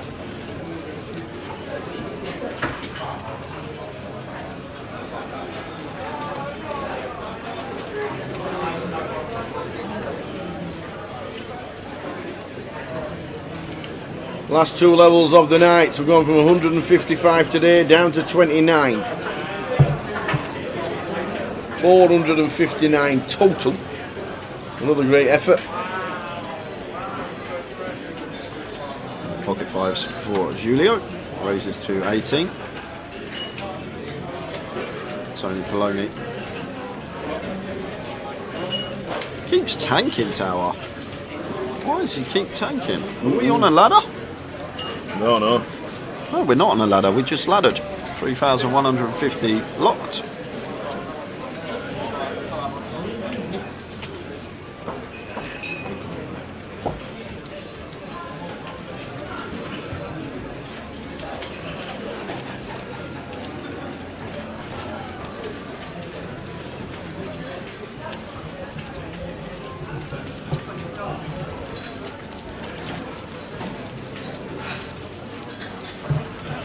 Well, Colin, whoever you put that bet on with, you never want to put it on again. If you've got 15-2 on Arsenal at the start of the season to win the league, that is awful. That is diabolical price. It might not have been beginning of the season. Okay, yeah. I thought it was. I don't know. I don't know when it was. I'm just saying. I'm assuming, yeah, it can't be. You're right, Ty. It Yeah. has to be midway through the season you've had that. They're probably still not favourites now, are they? No, they have to be now. Do they? They have to be. I've not looked at the odds, but I'd be very surprised if City were still favourites now. They got a game in hand as well. That's the thing. They're not just clear. They've got a game in hand too. However, they have got to play City twice. That is the only thing. They're going to be two big games. Yeah, 20s pre-season.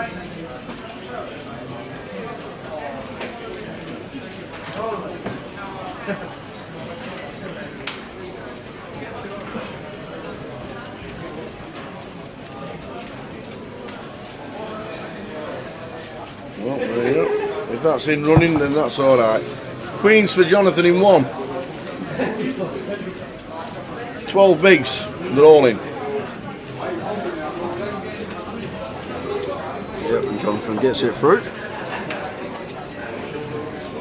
There we go, in play. Had to be in play. Nice one, Colin. I thought Good luck. I've read into it as you had it at the start of the season. I know a lot of people do that. Yeah. Fourfold, picking the 4 winners of the leagues. I can't pick one, in mine 4. Jeez.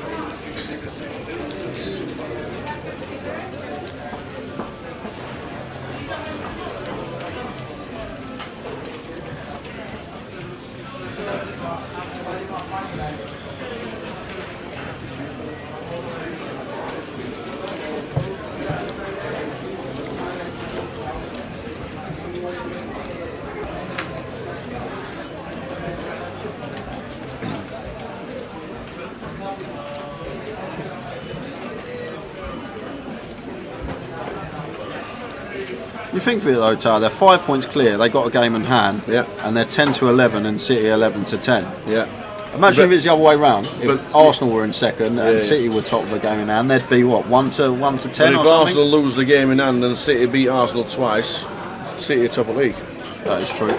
It's all about the game in hand, I suppose. Game in hand is against City though. Oh, right. Well,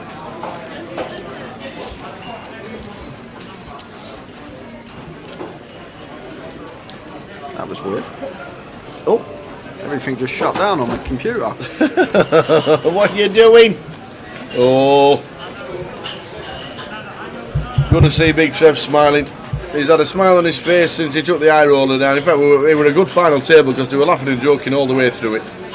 PK, can we get the comms cam working? Because we're about to do our last giveaway. Are we? It just crashed. What are we doing? I don't know. Do you want to You don't even know what you're doing, and you've just announced you're giving money away. Who was Jack was the last thing. Who was before Jack? Was it me or you? I did 20,000 leagues under the sea.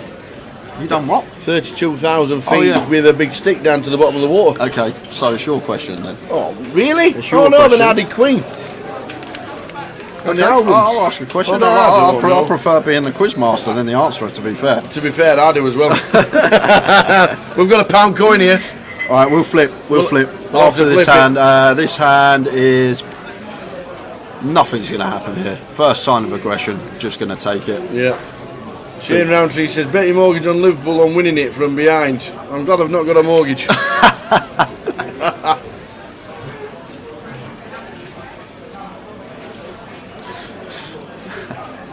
So Julio here. I'll probably have a stab here now. Julio 8 high at the bottom here of range, and we've got a gut shot here. At least some sort of equity if Trev does call.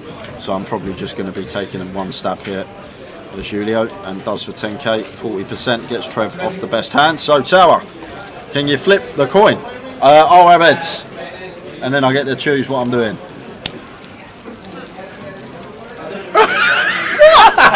Sean Aiden! It's Sean Aiden! What happened there? Where'd it go? How good is that? Do it again. Oh, did it flip and it was heads? So Watch you're the going trick. to... Watch the trick. Up it goes, isn't it? It is heads. It There is we go. heads. I will be asking the question. Tower's going to take the blank piece of paper. My days. The pen's there. Why have you done that to me? After this hand, we are going to be doing our final giveaway for £150. You don't even know what you're satellite. asking. I don't yet, but I'll come up with something. Don't worry. I've got the end It's of this just going hand. to be so badly, randomly horrendous. I just know what's coming. And even you don't yet.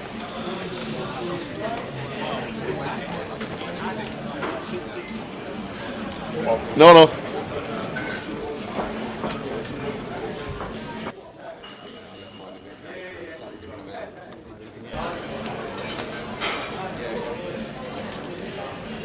Oh man.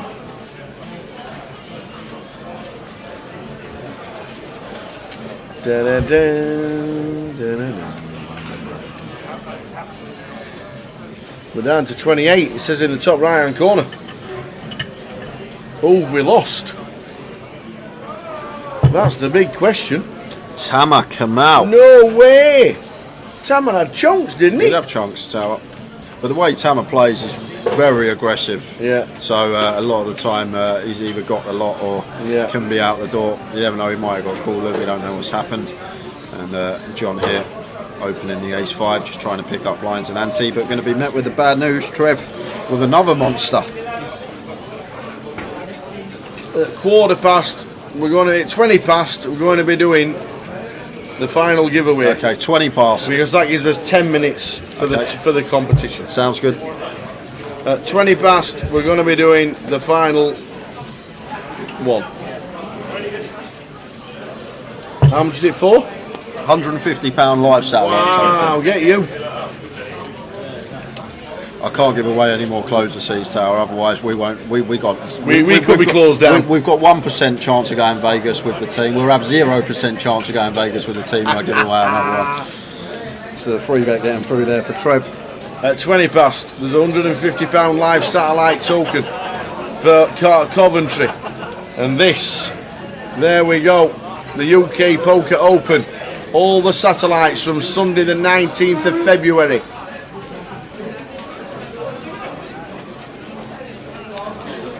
All them satellites you can choose from all the way down even to Thursday. The main event, final main event cash out satellite. So there we go, all the way through. It's going to be great. 1 million guarantee. Nice. Tell everybody that that is the event to be at.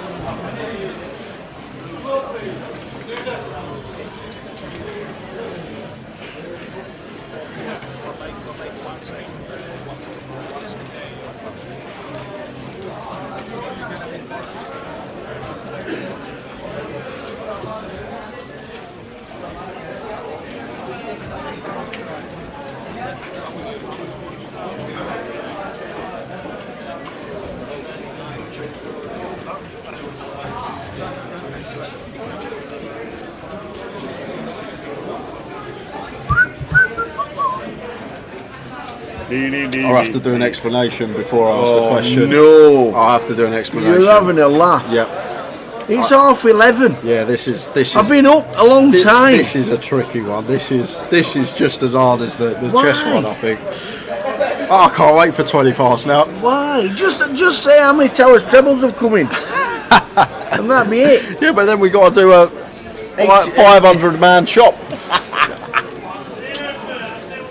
Oh my days. So Queen 10 of clubs for Julio. You've got to explain the question. Yep.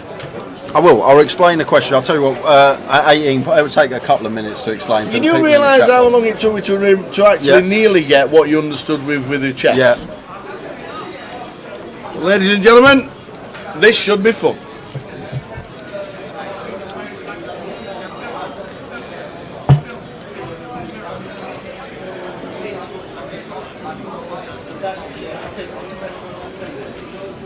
Nick Filoni, Tony's in. Tony is all in with ace jack. Is in front as against Julio with Queen 10 of clubs. Tony Filoni is all in, but he is in front. Does he stay in front, or are we down to 27? Wow! Oh my days! We need kings. We need a king. Tony Filoni needs a king,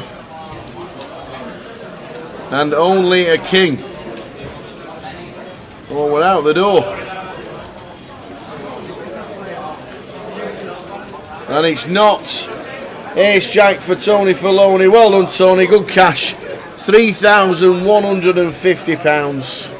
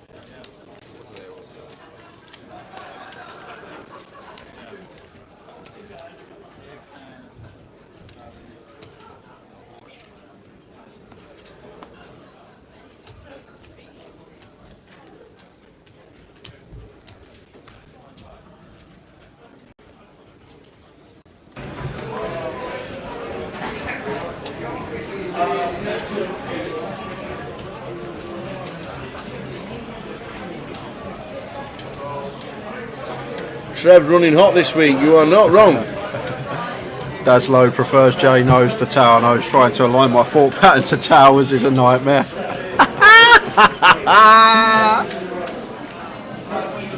So pocket threes for John. John's stack can't be right here, tower. This has to be out a few thousand. We're not just going to take threes and shove for 19 under the gun, surely not.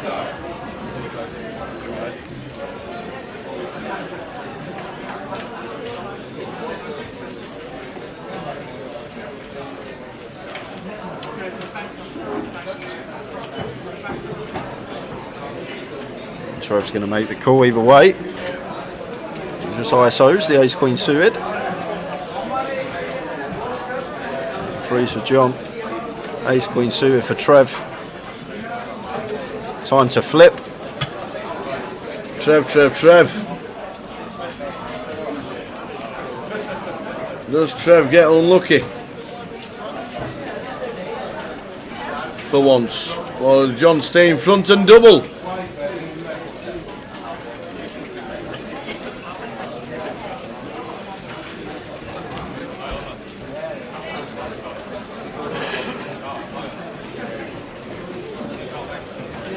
Oh, well, that is dead. Absolutely. Dead.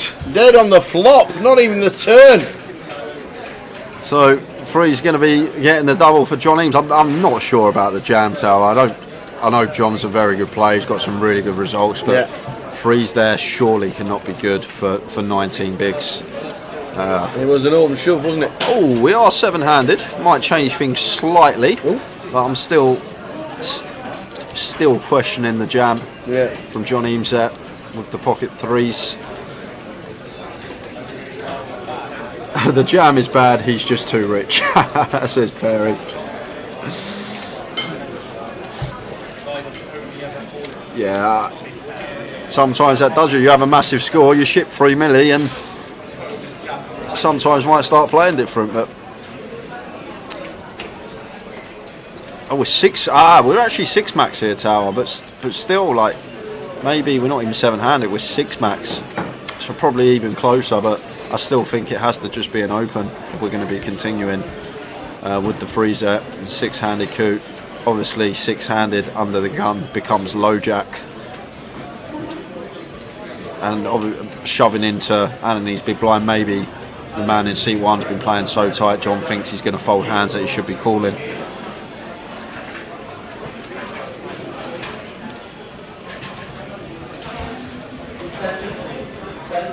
He didn't win it, he come 3rd or 4th, I think it was 4th actually. WSOP main event, John Eames come 4th last year.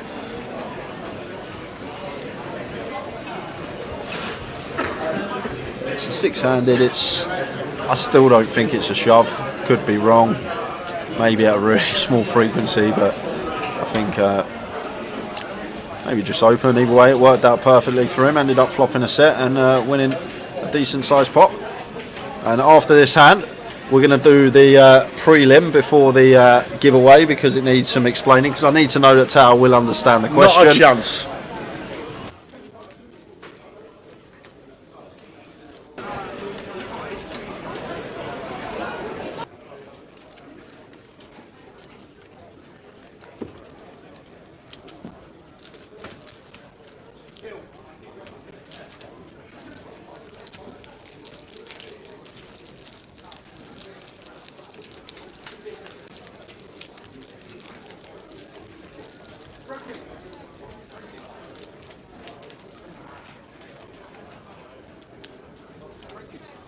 Yep. Eubank toast, says someone. What's happened there? Cool kit, Eubank toast. What is it? Oh my days.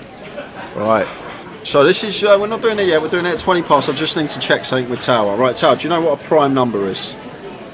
That's the number that can't be divided by itself? Yep. Is that right? Yeah, that's correct. So like 1, 3, 5. No, one's not a prime number. 2's a prime number, but one's not a prime number. No, one's not a prime number. Again. 2, 3, 5, 7, 11. They're the first 5. 2, 3, 5, 7, 11. One used to be a prime number until late 21st century. You can't just change it. What? Yeah, no. Basically, change the rules. Yeah, because a prime number needs to be divisible by 1 in itself. But because 1 is divisible by 1, which is itself, they decided to call it. Oh no, my brain's gone now. I think a unit. They called it a unit. So you don't know the answer. No, you don't know the question. This one's a good one. This one's a good one. So you know, it's 40 years since I left school. Yep. It doesn't matter. It's what your answer is on there. It doesn't matter about the correct answer. So basically, what they do with prime numbers, like they go higher and higher, and there's basically supercomputers to find the next prime number because they're so hard to find. Like it takes them years to find the next prime number. So it's a number that's only go up. divisible by 1 in itself. Yep. So a number that's only divisible by 1 in itself. Right, so obviously, when you go up in the digits, it becomes so much more difficult to find a prime number because obviously a lot more things go into it. So the question that I'm going to ask you after this hand is coming, but if that gives you some sort of idea. Well, it's not going to be 13, is it? Yeah, is it? It's 17 one, frozen again.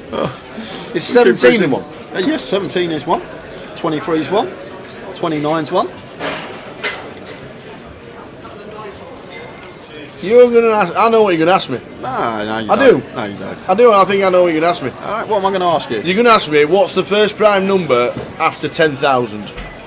That's what you're going to ask me, innit? And then I'm going to work my fingers out. No, I'm not going to ask you that. Oh, that's all right. Go on. Right, guys. Go on, so, go for it. Giveaway time. How long have I got? 5 hours? If you've not played before, rules are as simple as this. All you've got to do is get as close to this man's answer as possible. The real answer means nothing. Just remember, when you diss him in the chat, Towers Trebles comes up. We're already on Towers Treble today, so I can't lose. Right, go on, give it me. So, Tower, like I say... Do I need working out paper? Nah, probably not. Oh my god. Oh my god, that's billions then. Go on. So, the question I'm going to ask you, Tower, is the latest discovered prime number. How many digits does it have? The latest discovered prime number, how many digits does it have? So the last one they discovered, they have supercomputers working to find the next one all the time, but they take years to find when you keep going higher and higher. So I want to know, how many digits does the How many latest... noughts in a million?